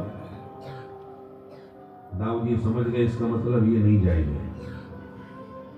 तो ठीक है कन्हैया, तुम द्वारका संभालो, हम चले वृंदावन, क्योंकि अब की बार हमको होली वृंदावन की मनानी है। हमें बहुत वृंदावन की ब्रजवासियों की याद आ रही है। तो दाऊ दादा होली मनाने के लिए द्वारका से वृंदावन धाम आए। भादों की वो फाल्गुन की होली मनाई और फिर 2 महीने की छुट्टी लेकर के यही जमे। 2 मासौ तत्र चावासीन मधु माधव मेवच। मधुमास माने चैत्र और माधव मास माने बैसाख। 2 महीने का अवकाश लिए दाऊजी वृंदावन में ब्रजवासियों के बीच विराजमान रहे। ब्रजवासी बड़े खुश हुए दाऊ दादा का दर्शन करके। बोले, दाऊ भैया चलो आज जल विहार करें, जमुना जी में जल क्रीड़ा हो। दाऊ जी बोले, जमुना जी तो यहाँ से बहुत दूर है भाई, और गर्मी इतनी पड़ रही है, गर्मियों में ही नहाने का आनंद है। तो दाऊ जी ने कहा, कोई बात नहीं, हम जमुना जी को यहीं बुलवा लेते हैं। हे यमुने इधर आओ। पर जमुना जी नहीं आई। बारंबार बुलाने पर भी यमुना जी नहीं आई। अब दाऊ जी का माथा गर्म हो गया। पापे त्वं माम अवज्ञाय न आयासि मया हुता। इतनी बार बुलाने पर भी तुम नहीं आ रही यमुना, तेरे सदखंड कर दूंगा, तेरा अस्तित्व जगत से मिटा दूंगा। क्रोध में भर गए, हलमूसल उठाया कि जमुना जी कांप गई। दिव्य स्वरूप धारण करके दाऊ जी के सन्मुख प्रकट होके क्षमा मांगने लगी। राम राम महाबाहो न जाने तब विक्रमम्, यस्यैकांसेन विधृता जगती जगतपति। हे जगतपति, हे अनंत, हे महाबाहो, न जाने तब विक्रमम्, आपके पराक्रम को मैं समझ नहीं पाई, मेरी धृष्टता को क्षमा कीजिए महाराज। दाऊ जी का क्रोध शांत हो गया। सुखदेव जी कहते, राजन आज भी वृंदावन धाम में टेढ़ी मेढ़ी यमुना दाऊ जी के पराक्रम का ही परिचय दे रही है। दाऊ जी के हल ने ही जमुना जी को टेढ़ा कर दिया। ऐसे महाबली बलराम जी महाराज थे। दुष्ट राजा जितना दाऊ दादा से डरते थे उतना द्वारकाधीश से नहीं डरते। ये कृष्ण तो भगोड़ा है, खतरनाक उसका बड़ा भाई है हलमूसल वाला, वो किसी को नहीं छोड़ता, ऐसी मान्यता है। एक राजा था पौंड्रक, उसको भगवान बनने का भूत सवार हो गया, मैं ही भगवान हूं। आजकल 5-7 भगवान घूमे, कोई आश्चर्य की बात नहीं है, क्योंकि जब भगवान द्वारकाधीश इस धरती पर विराजमान थे तब भी डुप्लीकेट भगवान बन के तैयार हो चुके थे। तो ये परंपरा बहुत पुरानी है। इसलिए आजकल भगवान की शरण में भी जरा सोच समझ के जाया करो, क्योंकि भगवान भी आजकल नकली बहुत घूम रहे हैं। बोलो राधे राधे।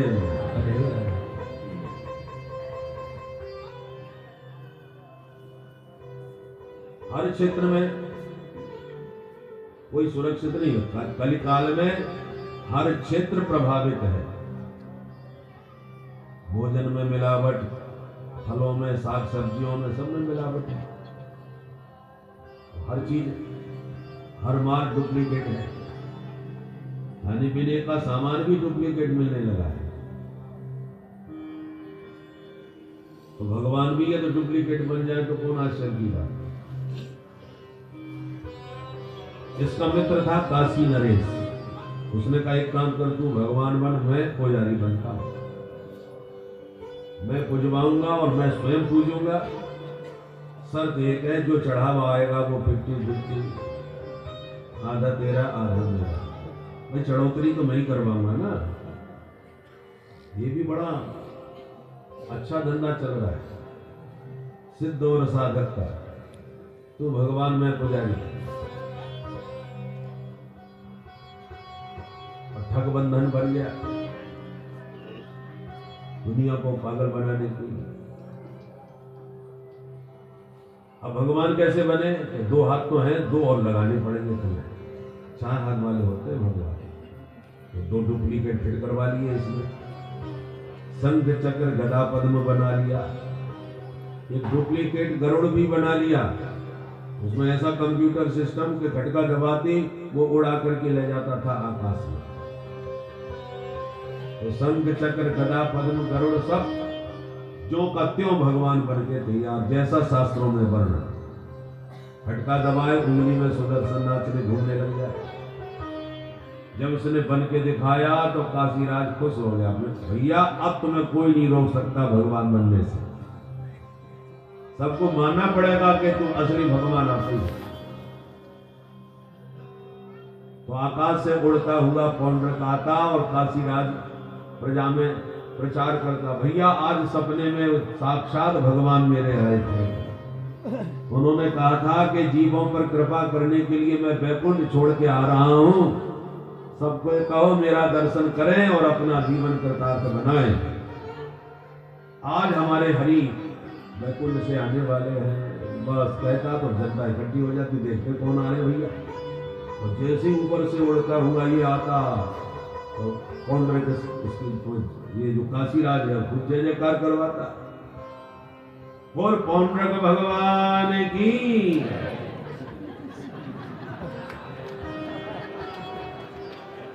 तो भोले भाले भक्तों का यही हाल है महाराज, चाहे जिसकी जय बुलवाए लो आप। उन्हें सोचना थोड़ी पड़ता है, सब की जय। तो पौंड्रक भगवान की भी जय जयकार भक्त लोग करने लगे। प्रभावित हो गए, अरे साक्षात भगवान है, साक्षात भगवान। जब हल्ला मचा तो साक्षात भगवान का आशीर्वाद लेने वालों की भीड़ लग गई महाराज। जबरदस्त चढ़ावा। ममेव सर्वम मम देव देव। सोना चांदी सब इतना चढ़ा कि दोनों ने कहा कि भाई कमाल हो गया, हमें इतनी आशा नहीं थी कि इतना माल मिलेगा। ये तो बहुत छोड़ा चढ़ावा आ रहा है भाई, चकाचक हो गए। ये धंधा तो बड़ा जोरदार चला भाई।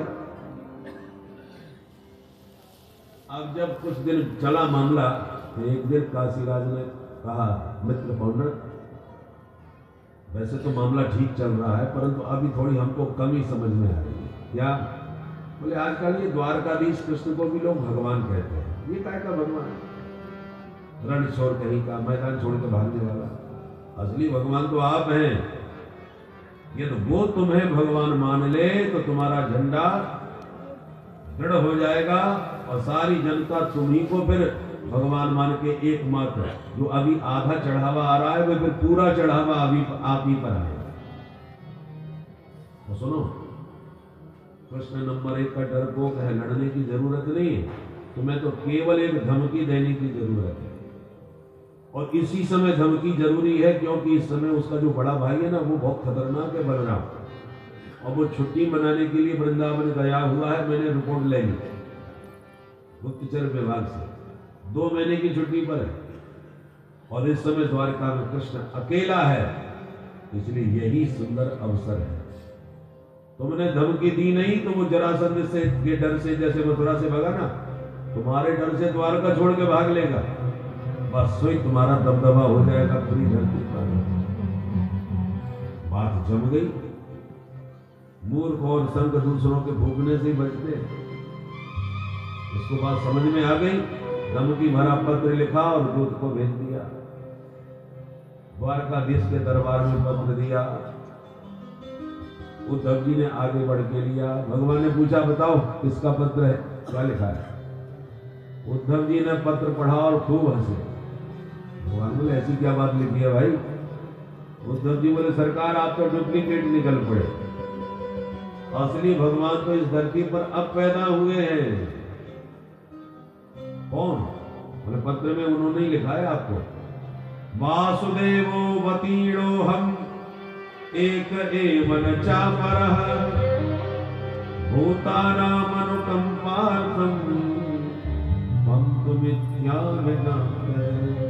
हे कृष्ण, व्यापक ब्रह्म वासुदेव मैं हूं, पौंड्रक, जो इस धरती पर प्रकट हो चुका हूं जीवों का कल्याण करने के लिए। त्वं तो मिथ्या, तू महा झूठा है, अपने आप को भगवान कहता है। तुरंत ये भगवान कहना बंद कर और मेरी शरण में आ जा। सुन के भगवान को भी हंसी आई और उस दूत से कहा, भैया अपने भगवान से कहना हम उसका दर्शन करने कल ही उनके घर आ रहे हैं, जाओ। दूत ने लाके कह दिया पौंड्रक से, महाराज वो कल आपसे मिलने यहीं आ रहे हैं, उन्होंने ऐसा कहा। इतना सुनते ही पौंड्रक की धड़कन तेज हो गई। काशीराज को बुलाकर कहा, क्यों ने मूर्ख, तूने मेरे को कहां किससे भिड़ा दिया? तू तो कह रहा था वो डरपोक है, धमकी सुन के भाग लेगा। भागना तो दूर आ, वो मेरे घर ही आ रहा है, दर्शन करने नहीं आ रहा, मुझे ठिकाने लगाने के लिए आ रहा है। अब मैं बचने वाला नहीं। तेरी मूर्खता के कारण कितना बड़ा संकट मैंने मोल ले लिया। अरे अच्छा भला धंधा चल रहा था, चकाचक माल छान रहे थे, घोट रहे थे, बिना मतलब का ये संकट सिर पर आ गया। काशीराज ने कहा, देखो मित्र, भगवान बनना है तो थोड़ी बहुत तो रिस्क लेनी पड़ेगी। भाई मैं भी तो तेरे साथ खड़ा हूं। मुझे तो ऐसा लगा कि जैसे जरासंध से डर के भगा है, वैसे शायद तुमसे डर के भी भाग जाएगा। और ये दाव थोड़ा उल्टा पड़ गया और मैं समझ गया ये ऐसा क्यों हुआ है। क्यों? अरे उस समय उनका परिवार छोटा था, इस समय बड़े बड़े महाबली, परिवार बहुत बड़ा हो गया है उनका। इसलिए वो पहले वजह सी बात नहीं रही, वो बहुत शक्तिशाली बन गया। पर डरो मत, हम दोनों मिलके उसका मुकाबला करेंगे। ठीक है भाई। दूसरे दिन भगवान ने आक्रमण किया। जैसे ही प्रभु आए, काशीराज ने कहा, मित्र तू भी दिखा अपना चमत्कार। खड़का दबा करके गरुड़ पर उड़ के सुदर्शन चक्र घुमाता हुआ प्रकट हो गया आकाश में। देख के भगवान खूब हंसे। देखो तो इस बहरूपिया को कहीं से भी कसर नहीं छोड़ी, जो का त्यों डुप्लीकेट बन गया। पर कुछ भी हो, मेरा रूप बनाने के लिए इसने दिन रात मेरा कितना चिंतन किया होगा। चिंतन तो मेरा ही किया है, और जो मेरा चिंतन करता है उसे मैं अपना धाम देता हूं।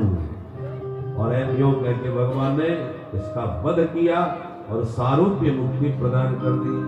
बोल द्वारकाधीश की जय। अपना निज धाम, अपना स्वरूप उसे प्रदान कर। पौंड्रक का भी वध किया और साथ में काशीराज का भी वध कर दिया। सुखदेव जी कहते, राजन इस प्रकार से जितने आतताई दुष्ट इस धरती पर थे, उनको भगवान ने चुन चुन के ठिकाने लगाया। एक दुविध नाम का बानर था जो दाऊद जी के हाथों मारा गया। परीक्षित ने कहा, महाराज कभी दाऊद जी की भी महिमा पे कुछ गुण गा दिया करो। सुखदेव जी बोले तो सुनो। एक बार दुर्योधन जो दाऊ जी का शिष्य है बलराम जी का, गदा युद्ध दुर्योधन ने बलराम जी से सीखी, इसलिए दाऊ जी इससे बहुत स्नेह करते थे। एक दिन की बात, दुर्योधन की एक बेटी थी, नाम था लक्ष्मणा। उसका भव्य स्वयंवर हुआ, अनेक राजकुमार राजा महाराजा सब आए सभा में, स्वयंवर सभा। उसी सभा में पहुंच गए भगवान द्वारकाधीश के पुत्र, जिनका नाम है सांब, जो जाम्बवती के पुत्र हैं। सांब बड़े सुंदर थे। तो स्वयंवर में जब ये गए और इन्होंने दुर्योधन की बेटी लक्ष्मणा को देखा तो मुग्ध हो गए, और उसी स्वयंवर सभा से दुर्योधन की पुत्री लक्ष्मणा का पाणी ग्रहण करके हाथ पकड़ के और भाग लिए। जैसे भागे तो कौरव कुपित हो गए, इसकी इतनी धृष्टता, पीछा किया और पकड़ लिए, पकड़ के सांप को जेल में डाल दिया। अब खबर मिली द्वारका में, भगवान को दाऊ जी से कहा, दाऊ अब बताओ क्या करें, हमें युद्ध करना पड़ेगा, सांप को मुक्त कराना है। दाऊ जी बोले, सुनो, लड़ने झगड़ने की आवश्यकता नहीं, मैं हूं ना। अरे दुर्योधन मेरा ही चेला है भाई, जाके समझाऊंगा, मामला सब ठीक हो जाएगा, आपको कहीं जाने की जरूरत नहीं। बहुत अच्छी बात है। दाऊ जी अकेले सूचना दी दुर्योधन को कि आओ मिलने के लिए। दुर्योधन को पता चला गुरुजी आए हैं, तो आया, स्वागत किया, आइए आइए गुरुदेव, बहुत दिनों के बाद दर्शन दिए। तो कुशल क्षेम की बातें करने के बाद में दाऊ जी बोले, भाई दुर्योधन, हमने सुना है कि हमारे सामने को तुमने बंदी बना के पटक रखा है घर में। बोले, हाँ गुरुदेव, क्या अपराध किया उसने, बताया। बलराम जी बोले, इसका मतलब हमारे सामने को तुम्हारी लक्ष्मणा पुत्री पसंद है, इसलिए तो उसने ऐसा कदम उठाया। और जब पसंद है तो तुम्हें क्या आपत्ति है भाई विवाह करने में, तुम्हें तो विवाह करना ही है ना अपनी बिटिया का। सामने से बढ़िया दिमाग कहाँ मिलेगा तुम्हें, इतना सुंदर बालक। इसलिए हमारी बात मानो दुर्योधन, सब बातें भूल जाओ और दोनों का विवाह कर दो। ऐसे आदेशात्मक ढंग से बलराम जी ने बात कही तो दुर्योधन को बुरी लगी। वो भी एकदम बोला, सुनो गुरुजी, आप भी अपनी औकात में रहिए, आप क्या समझते हैं, आपने मुझे आदेश दिया, मैं आपका आदेश मानूंगा? अरे आपने मुझे थोड़ा लड़ना भिड़ना सिखा दिया, इसलिए मैं तुम्हें गुरु तुल्य मान के आदर देता हूं। इसका मतलब ये नहीं है कि आप राजा महाराजाओं की तरह हम पर आदेश सुनाएं, हुक्म चलाएं। पैर की जूती सिर पर चढ़ने लग गई, ऐसा बोल दिया दुर्योधन।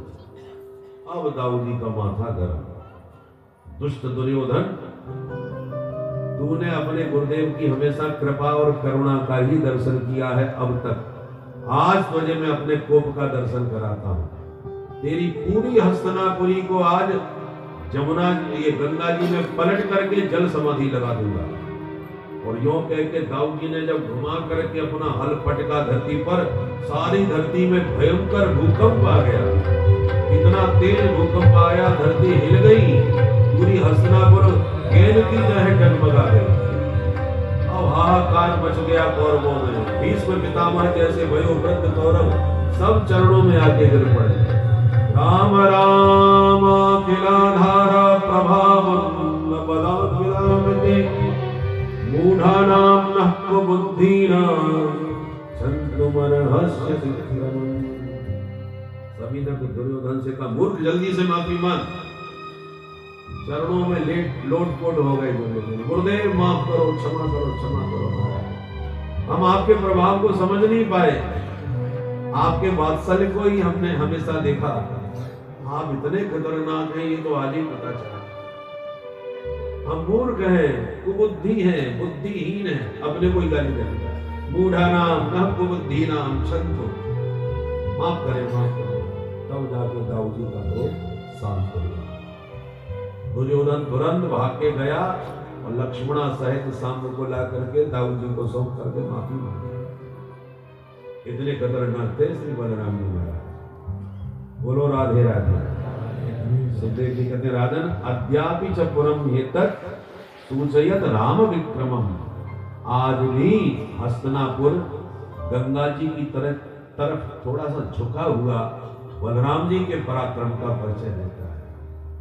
हस्तिनापुर को झुका दिया, इतने महाबली थे। उनका नाम ही बलराम। बल में बलराम जी की बराबरी कोई नहीं कर सकता। एक दिन नारद बाबा ने सोचा कि प्रभु से मैंने कहा था कि सरकार ने सुंदरता अपनी हमें उधार दे दो तो एक विवाह हम ही कर लें, तो हमें तो सुंदर की जगह बंदर बना के भेज दिया और स्वयं देखो हजारों विवाह के लिए बैठे हैं। कैसे रहते होंगे सबके साथ, चल के देखूं तो सही।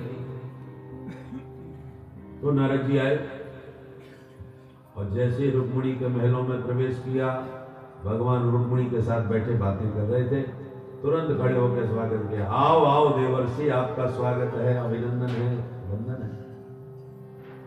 अब नारद जी ने सोचा यहाँ तो रुक्मिणी से बातें कर रहे, तो चलो दूसरे के घर में देखते हैं। तुरंत बात बनाई, सरकार में थोड़ा जल्दी में हूँ, यहाँ से गुजर रहा था तो सोचा कि आपके दर्शन ही कर चलूं। तो दर्शन मिल गए, मैं फुर्सत में फिर कभी आके आपसे भेंट करूंगा। भगवान बोले ऐसे नहीं जाओगे, आए हो तो कुछ तो मुंह मीठा करके जाओ। 2 लड्डू खिला के पानी पिला के कहा हाँ अब जा सकते हैं। तो भाग करके नारद बाबा सत्यभामा के भवन में घुसे, दूसरा महल। उस महल में प्रवेश करते देखा कि भंडारा चल रहा है और भगवान स्वयं ब्राह्मणों को परोस रहे हैं। ये लीजिए महाराज। अरे आओ आओ नारद जी महाराज, आप बड़े ठीक मौके पर आप आए हैं। देखो महाराज भंडारा चल रहा है, प्रसाद तो आपको भी पाना ही पड़ेगा। अब नारद जी बार बार टुकड़ टुकड़ मुंह देखे, अभी अभी तो 2 लड्डू खिलाया था इन्होंने, और स्वागत सत्कार भी जोरदार किया था, इतनी जल्दी यहाँ कैसे घुसा है। नारद जी बोले मैं बहुत जल्दी में हूँ सरकार, फिर कभी आपसे भेंट करूंगा, बस दर्शन की इच्छा थी इसलिए आ गया। भगवान बोले ऐसे तो नहीं जाने देंगे, कुछ तो प्रसाद पाना पड़ेगा। 2 लड्डू खिला करके फिर कहा अब जाओ। नारद जी बोला अब भंडारा पवाने में तो इनको बहुत समय लगेगा। तब तक भाग करके कालिंदी जी के भवन में घुस गए। वहां देखा कि बच्चों को गोद में लेके भगवान खिला रहे हैं, बच्चों के साथ खूब मनोरंजन कर रहे हैं। जैसे ही नारद जी को देखा, अरे आओ आओ नारद जी महाराज स्वागत है आपका, बच्चों जाओ प्रणाम करो, महाराज जी से आशीर्वाद लो। भगवान ने प्रणाम किया, बच्चों को भी प्रणाम करवाया और बता महाराज कब आना हुआ। अब नारद जी का माता फिर घूमा, भाई 2 बार तो लड्डू खिला चुके हैं, अब हमसे पूछ रहे कब आना हुआ, कैसे आना हुआ। बोले सरकार बस दर्शन की उमंग उठी थी इसलिए चला आया, अब मैं फिर कभी दर्शन करूंगा। भगवान बोले ऐसे तो नहीं जाने देंगे, मैं कुछ तो प्रसाद पाना पड़ेगा। 2 लड्डू खिला करके फिर विदा किया। दाऊद अब नारद जी को लगाया तो ऐसी 2-2 लड्डू खाते रहे तब तो हो गया कर। अब हमें भीतर घुसना ही नहीं है, नहीं तो फिर फंस जाएंगे। तो केवल महल के द्वार पर बाहर से ही झांक लेते थे क्या कर रहे हैं, तो कहीं जल विहार कर रहे हैं, जल क्रीड़ा, कहीं देखा कि संध्या वंदन कर रहे हैं, गायत्री जप रहे हैं बैठे हुए, कहीं पर देखा बेटी की विदा कर रहे हैं, कहीं देखा उद्धवादी मंत्रियों के साथ बैठ के मंत्रणा कर रहे हैं, राजनीतिक चर्चाएं हो रही। माने 16,108 सभी महलों में नारद जी गए और आश्चर्य ये हुआ कि सभी महलों में भगवान अलग अलग काम करते हुए मिले, एक ही काम नहीं हो रहा, सब पृथक अवाक रह गए नारद जी को। धन्य है सरकार, अपनी सामर्थ्य नहीं है, चुपचाप निकल चलो यहाँ से। तो द्वारका का दर्शन करते हुए जा रहे थे बाहर, एक गली में एक देवी जी आती नजर आई। जैसे पास में आई, नारद जी ध्यान से देख रहे थे ये देवी है कौन, लंबा चौड़ा घूंघट डाल रखा है, तुरंत उस देवी ने घूंघट उठाया तो देखे द्वारकाधीश खड़े हैं। नारद जी एकदम भौंक सकते, अरे प्रभु ये क्या वेश बना रखा है। भगवान बोले, नारद जी कभी कभी प्रजा का निरीक्षण करने के लिए वेश बदल के निकल पड़ता हूँ, कहाँ क्या चल रहा है।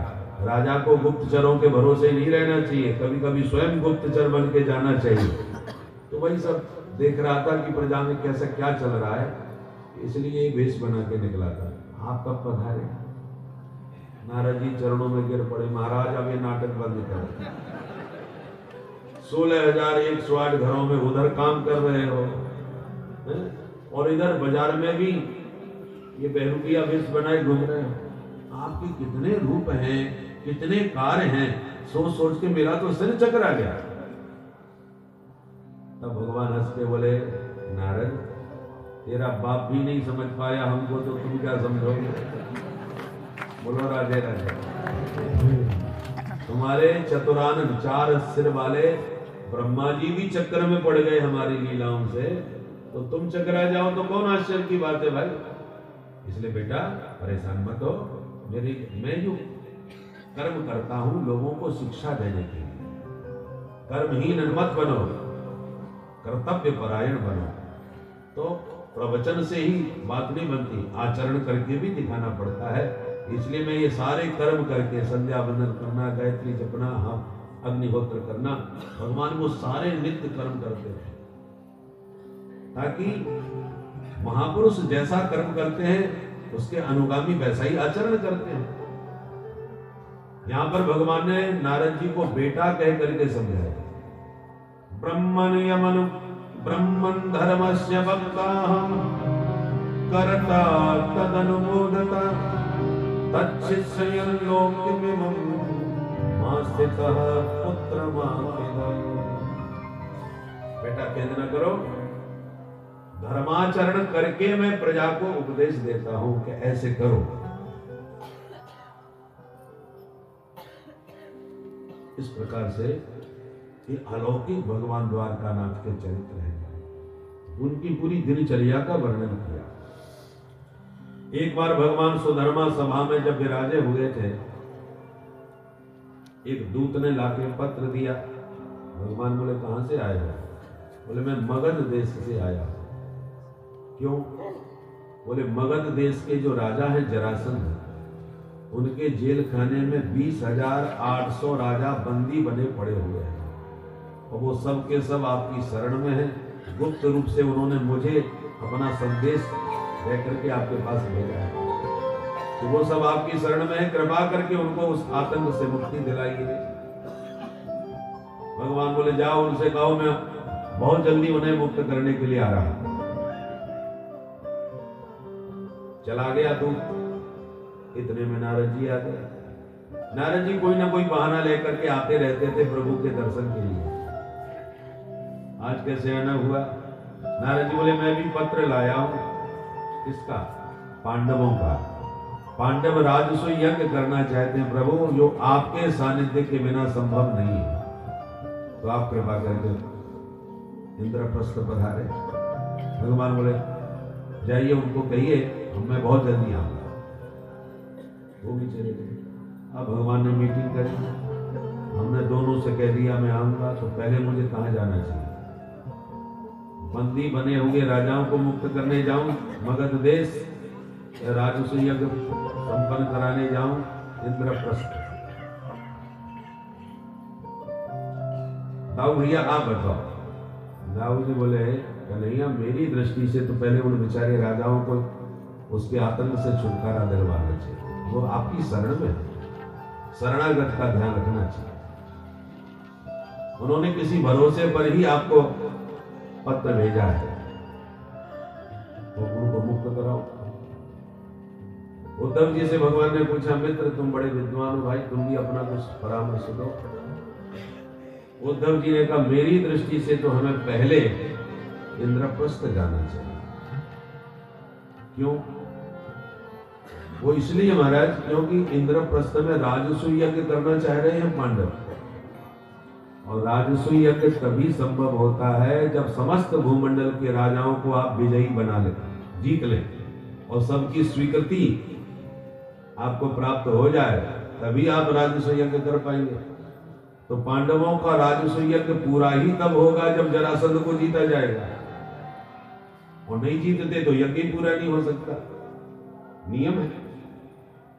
तो जब राजस्व यज्ञ का कार्य प्रारंभ होगा तो जरासंध को जीता जाएगा, और जब जीतने में आएगा तो राजा तो अपने आप ही मुक्त हो जाएंगे। उसके लिए हम डायरेक्ट उधर क्यों जाएंगे, हमें इधर जाना चाहिए। एक पंथ तो काज यज्ञ का काम भी प्रारंभ हो और राजा भी मुक्त हो जाए, हमें उनको भी लक्ष्य में रखना है। सुन के भगवान बड़े खुश हो गए, उद्धव जी तुम सच में बड़े बुद्धिमान हो। यही निर्णय हुआ, इंद्रप्रस्थ जाएंगे। प्रद्युम्न को द्वारका की रक्षा का भार सौंप के भगवान कुछ विशिष्ट जनों को साथ लेके इंद्रप्रस्थ आए। पांडवों ने भव्य स्वागत किया द्वारकाधीश का। अब समस्या वही आई कि सबने स्वीकृति भेज दी अपनी, पर जरासंध स्वीकृति नहीं दे रहा। क्या करें? भगवान बोले वो स्वीकृति भेजेगा भी नहीं, उसे स्वीकृति लेनी पड़ेगी। कैसे? बोले लड़ना भी ठीक नहीं, उसके पास अपार सैन्य बल है। एक काम करो, भीम अर्जुन को मेरे साथ भेज दो, बाकी मैं देखता हूं। तो तीनों ही पंडित जी बन करके पहुंच गए जरासंध के द्वार। भिक्षाम देहि। जरासंध बाहर आया, बीच में द्वारकाधीश, आसपास अर्जुन और भीम। तो भगवान को देख करके घूरने लगा। पंडित जी आपको जाने पहचाने से लग रहे हो। भगवान बोले भैया हम तो तेरे घर पहली बार आए, आज से पहले हम तो कभी नहीं आए। अच्छा ठीक है, संभवतः कहीं देखा होगा आपको, आना कैसे हुआ ये बताओ। भगवान बोले बस भिक्षा मांगने चले आए, ब्राह्मण को धन केवल भिक्षा। अच्छा मांगिए, क्या पसंद करेंगे भिक्षा में आप? भगवान बोले अच्छा हम जो पसंद करेंगे आप क्या वही देंगे? बोले हाँ, आप जो मांगेंगे वही मिलेगा। क्या चाहते हैं? तो भगवान बोले युद्धम नो देहि राजेंद्र द्वंद्वसो यदि मन्यसे। हमें देना चाहते हो तो युद्ध की भिक्षा हमको दे दो, वो भी द्वंद्व युद्ध, दो में। हम तीनों में से किसी एक को छंड लो और उनसे द्वंद्व युद्ध कर लो, बस यही मांगता है। अब जरासंध बड़ी जोर से हंसा और बोला पंडित जी ब्राह्मण होकर के लड़ने भिड़ने की बात कर रहे हो हमसे? हम क्षत्रिय हैं, लड़ने से डरते नहीं, और एरे गहरे नट्टू फेरे से लड़ते भी नहीं। बहुत से लोग बड़े लोगों से इसलिए भी भिड़ जाते हैं कि हार तो जाएंगे पर नाम तो हो जाएगा कि किससे हारे। बड़े से नाम जोड़ना ही बड़ी बात होती है, इसलिए मैं फालतू लोगों से नहीं लड़ता। भले अपना ठीक से परिचय दो, क्योंकि मुझे तुम ब्राह्मण जैसे लग नहीं रहे। भगवान बोले तो चलो परिचय लो। असौ ब्रकोदर पार्थ पश्य भ्रातार्जुनो ह्ययम् अनयो मातुलेयं मां कृष्णं जानीते रिपुं। ये गांडीवधारी अर्जुन है और ये दूसरे हमारी तरफ जो खड़े हैं ये ब्रकोदर भीमसेन है, और हम इन दोनों के मामा जी के लड़के हैं। जरासंध बोला ये दोनों तो समझ में आ गए, पर इनके मामा का लड़का कौन? तेरा कोई नाम नहीं है जो मैं पूरा हिसाब लगाता फिरूं मामा के लड़के का। तब अंत में बोले कृष्णम जानी हते रिपुम, हमारे बहुत पुराने शत्रु द्वारकाधीश कृष्ण। जो कृष्ण नाम सुना तो चौंक गए, मन में सोचा कि इसने मुझे 17 बार हराया था, ब्राह्मणों के आशीर्वाद 18वीं बार तो मैं जीत गया। अब दोबारा कहीं से भिड़ा और इसने हार दिया तो मेरे जिते जिताए पर पानी भर जाएगा, इसलिए इससे तो दूर ही रहना चाहिए। और हंसता हुआ बोला सुन कृष्ण तेरे से तो मैं कभी नहीं लड़ूंगा, तू महाराण चोर है। भूल गया वो दिन मथुरा छोड़ करके द्वारका में समुद्र के बीच घुसा बैठा है मेरे डर से, अब मुझसे लड़ने की बात कर रहा है। नत्वया भीरुणा योग से युद्ध विप्लव चेतसः मथुराम स्वपुरीम त्यक्त्वा समुद्रम शरणं गतः। और ये अर्जुन 1.5 का मुझसे क्या लड़ेगा? और भीमस्तुल्य बलो मम, भीमसेन मेरी बराबरी का। इससे मैं लड़ सकता हूं, ये थोड़ा ठीक ठाक है। अब दो चार बातें ने अच्छी सी कह दी तो भीमसेन की छाती तन गई, वारे हम हमारे सामने आज दोनों फैल खुश हो गए। ये प्रशंसा बड़ी मीठी लगती है। प्रसन्नता में थोड़े तन गए, भगवान समझ गए। जरासंध ने दो विशाल गदाएं उठा के रख ली, दोनों ने एक एक उठाई और भिड़ गए। सुबह से शाम तक 27 दिन तक ये सिलसिला चला, परंतु 27वें दिन इतनी पिटाई हुई भीमसेन की कि नस नस ढीली हो गई। और रात में और तो सब खाए पिए खर्राटे बजाए, पर भीमसेन को नींद ना आए। करवट बदले क्या होगा, दर्द के मारे महाराज नस नस दूखे। नहीं रहा गया तो रात के 12 बजे जगे, द्वारकाधीश को हिलाया। भगवान उठे, अरे भैया अभी तक आप सोए नहीं, आराम करो, स्वस्थ होगे तभी तो लड़ पाओगे। भीमसेन बोले, तुम्हें तो बहुत चकाचक नींद आ रही होगी। कृष्ण तुम कितने नटखट और छलिया हो। हम 3 लोग चले थे और तुम दोनों ने मिलके भिड़ा दिया मुझे उसके साथ। दिन भर मेरी पिटाई देखते हो, रात में तान दुपट्टा खर्राटे बजा के सोते हो। मुझ पर क्या बीत रही है, कभी पूछा? भगवान बोले, दादा धीरे बोलो, वो पास में ही लेटा है, सुनेगा तो क्या सोचेगा। तुम इतने बड़े वीर होकर के कैसी हल्की बात कर रहे हो। भीमसेन हाथ जोड़ के बोले, भैया कन्हैया मेरे प्राण बचाओ, चाहे तो रात में अभी भाग चल, कल की कोई गारंटी नहीं है, बहुत बुरी हालत हो रही है हमारी। भगवान समझ गए, अकल ठिकाने आएगा। भगवान बोले, दादा अभी तक आप अपनी मर्जी से लड़ रहे थे, अपने ढंग से लड़ रहे थे, अब आप एक बार मेरे कहने से भी युद्ध करके देख लो और मेरी तरफ देखोगे तब तो मैं कुछ संकेत दूं। ठीक है, कल देखते हैं। भगवान ने हाथ फेरा और पूरा शरीर का दर्द दूर हो गया। दूसरे दिन भीमसेन आए मैदान में, युद्ध प्रारंभ। और जब भी कोई दाव मारते हैं तो भगवान की ओर निहारते हैं, हमारा ठीक लड़ रहा है। पर जितनी बार देखा उतनी बार एक तिनका प्रभु उठाते हैं और चीर के रख देते हैं। भीमसेन संकेत समझ गए। ऐसा दाव मारा कि धम्म से नीचे गिरा जरासंध, और जैसे ही गिरा उसके पैर को अपने पैर से दबा लिया, दूसरा पैर हाथ से पकड़ के जोर झटका मारा तो बुधतः पाटयामास शाखा में महागजः, जरासंध को बीच में से 2 टुकड़े में चीर करके फेंक दिया। अट्टहास करके सिंह गर्जना करी भीमसेन ने, और अचानक दोनों टुकड़े खड़े हो गए, आपस में जुड़े और गदा लेकर के जरासंध दिया। अब तो भीमसेन बार बार भगवान की तरफ इशारा करे, महाराज ये तो बहुत ही विचित्र है, मर के जिंदा हो गया, अब बोलो कैसे मानूं इसे। भगवान ने फिर तिनका उठाया, फिर चीरा, फिर यों करके फेंका, तब समझे वो गड़बड़ हो गई। उसी दाव पर फिर पटका, फिर चीरा, फिर विपरीत दिशाओं में 2 टुकड़ों को फेंका और भीमसेन देखने लगे कि दोबारा तैयार न हो जाए। परंतु अब की बार ऐसा नहीं हुआ। बोल बंसी वाले की। भीमसेन की जय जयकार हुई, पर मगध देश में हाहाकार मची। जरासंध का एक बेटा था सहदेव, वो भगवान की शरण में आ गया। भगवान ने तत्काल उसे मगध नरेश घोषित कर दिया। ये धर्म युद्ध था, तुम्हारे पिता मारे गए, गद्दी का उत्तराधिकारी तुम ही हो।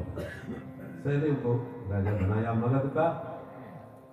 अब पांडवों का राजस्व यज्ञ निष्कंटक हो गया, पर उसके जेल खाने में जो राजा बंदी बने हुए थे, भगवान उन सबको जाकर के बंधनों से मुक्त कर दिए। तो सभी राजाओं ने भगवान के चरणों में गिर के स्तुति करी। कृष्णाय वासुदेवाय हरये परमात्मने प्रणतक्लेशनाशाय गोविंदाय।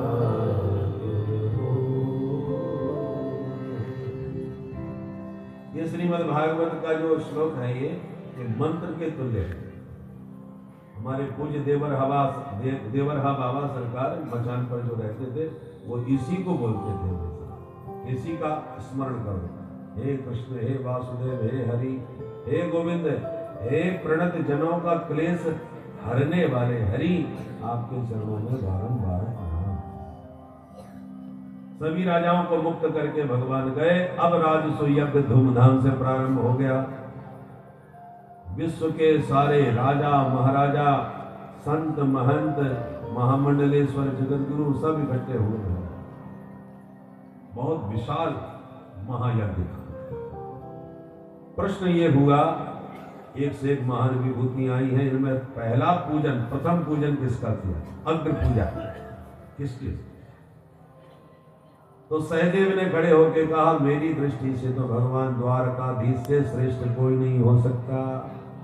पितामह भीष्म ने खड़े होकर तुरंत अनुमोदन किया।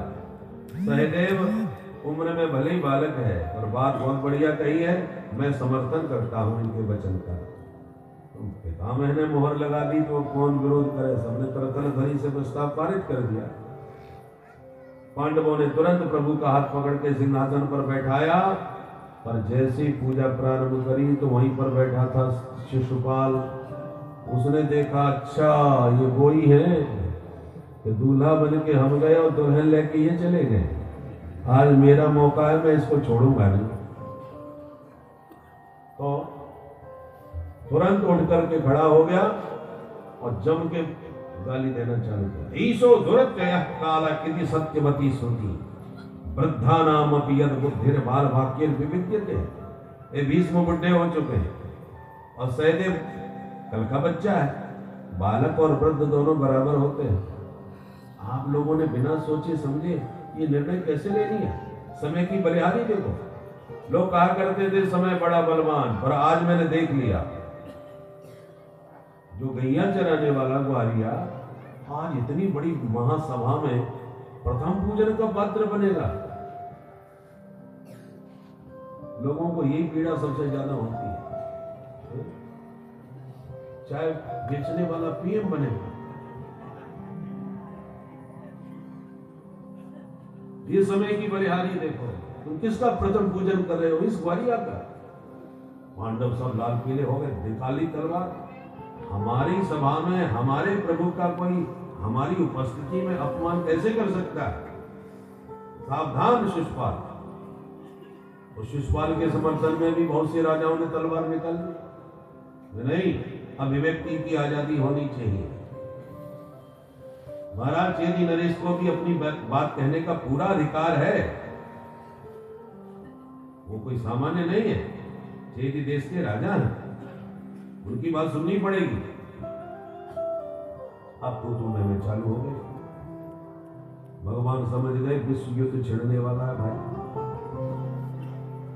2026 से 2032 तक समय खतरनाक है और कई इस युद्ध के कारण हम ही ना बन जाएं। लोग ये कहेंगे वो द्वारकाधीश के प्रथम पूजन के कारण ये झगड़ा हुआ। तो भगवान ने तुरंत अपने पांडवों को शांत किया। भाई देखो, आपका यज्ञ है, आपको धैर्य से काम लेना चाहिए, आप शांत बैठिए। अरे प्रभु आपको गाली दे रहा है, अब शब्द आपके प्रति हम नहीं सुन सकते।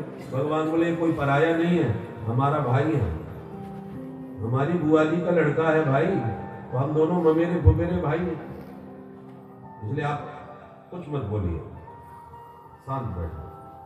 पांडव शांत बैठ के प्रभु का संकेत पाके पांडव शांत बैठे। तो शिशुपाल के समर्थक राजा खड़े हो रहे थे, वो भी शांत बैठ गए, पर शिशुपाल शांत नहीं हुआ। वो गाली पर गाली बकता गया। गोविंद खड़े खड़े सुनते गए और गिनते गए। जहां 100 गाली पूरी हुई, भगवान बोले सावधान, मैंने तुम्हारी मां जो मेरी बुआ लगती है उन्हें वचन दिया था तुम्हारे 100 अपराध क्षमा करूंगा। वो वचन मैंने निभाया, अब आगे मत बोलना। ये कहां रुकने वाला था? जहां इसने 101 गाली दी, सिरक्षुरांत चक्रेण जहारा पतितम रिपो, एक झटके में सुदर्शन चक्र ने इसकी खोपड़ी उड़ा दी। जैसे ही सिर कट के नीचे गिरा तो एक दिव्य प्रकाश इसके शरीर से प्रकट होकर भगवान में समाता हुआ चला गया। भगवान ने अपने पार्षद का उद्धार कर दिया। जय विजय जो पार्षद थे, तुम्हें देखा उद्धार होगा। पर जितने दुष्ट राजा आंखें दिखा रहे थे, शिशुपाल के समर्थन में खड़े हो रहे थे, वो सब घबरा गए। आप उसमें इशारे में बोले गड़बड़ करेंगे तो ये हालत अपनी भी हो सकती है, बोलो मत, बाद में देख लेंगे। सब शांत रहे, किसी ने एक शब्द भी अपने मुंह से नहीं निकाला। और भगवान ने सारे विश्व समुदाय को संदेश दे दिया, हम भारतवासी स्वभाव से ही सहिष्णु होते हैं। सहनशीलता हमारे स्वभाव में है। हिंसा तो हमारे स्वभाव में दूर दूर तक नहीं। चींटी के मरने का भी हमें कष्ट होता है। हम पशु पक्षियों को भी दाने दे करके खिला करके प्रसन्न होते हैं, क्योंकि हमारा मूल मंत्र है सर्वे भवन्तु सुखिनः।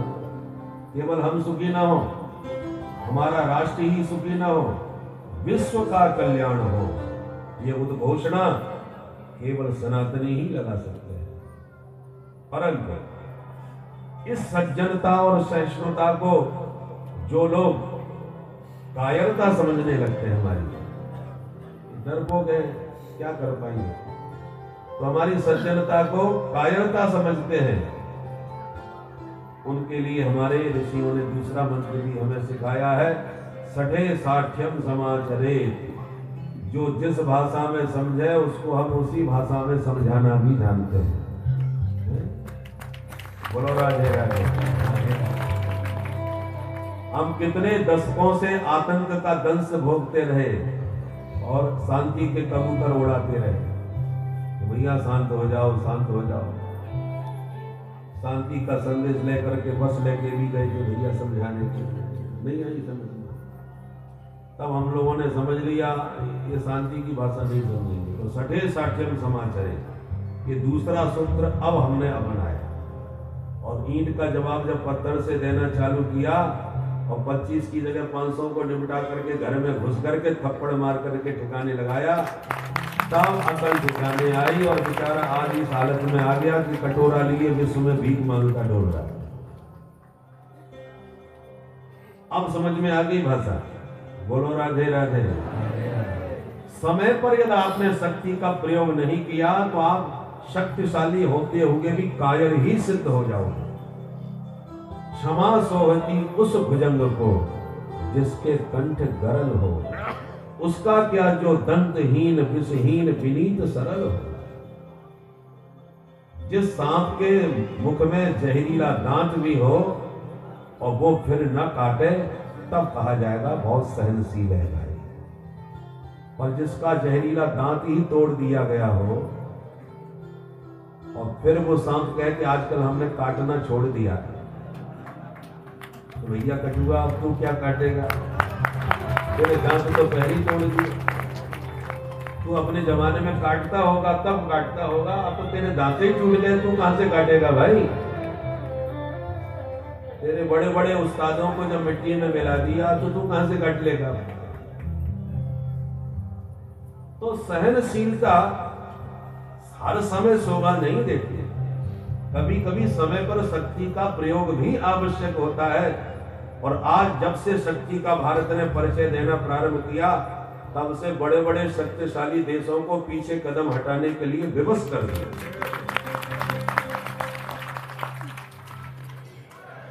इसलिए समय पर शक्ति का प्रयोग बहुत आवश्यक होता है। बोल भारत माता की जय। इस प्रकार से भगवान ने पृथ्वी का भार उतारते हुए धर्म की ध्वजा फहराई।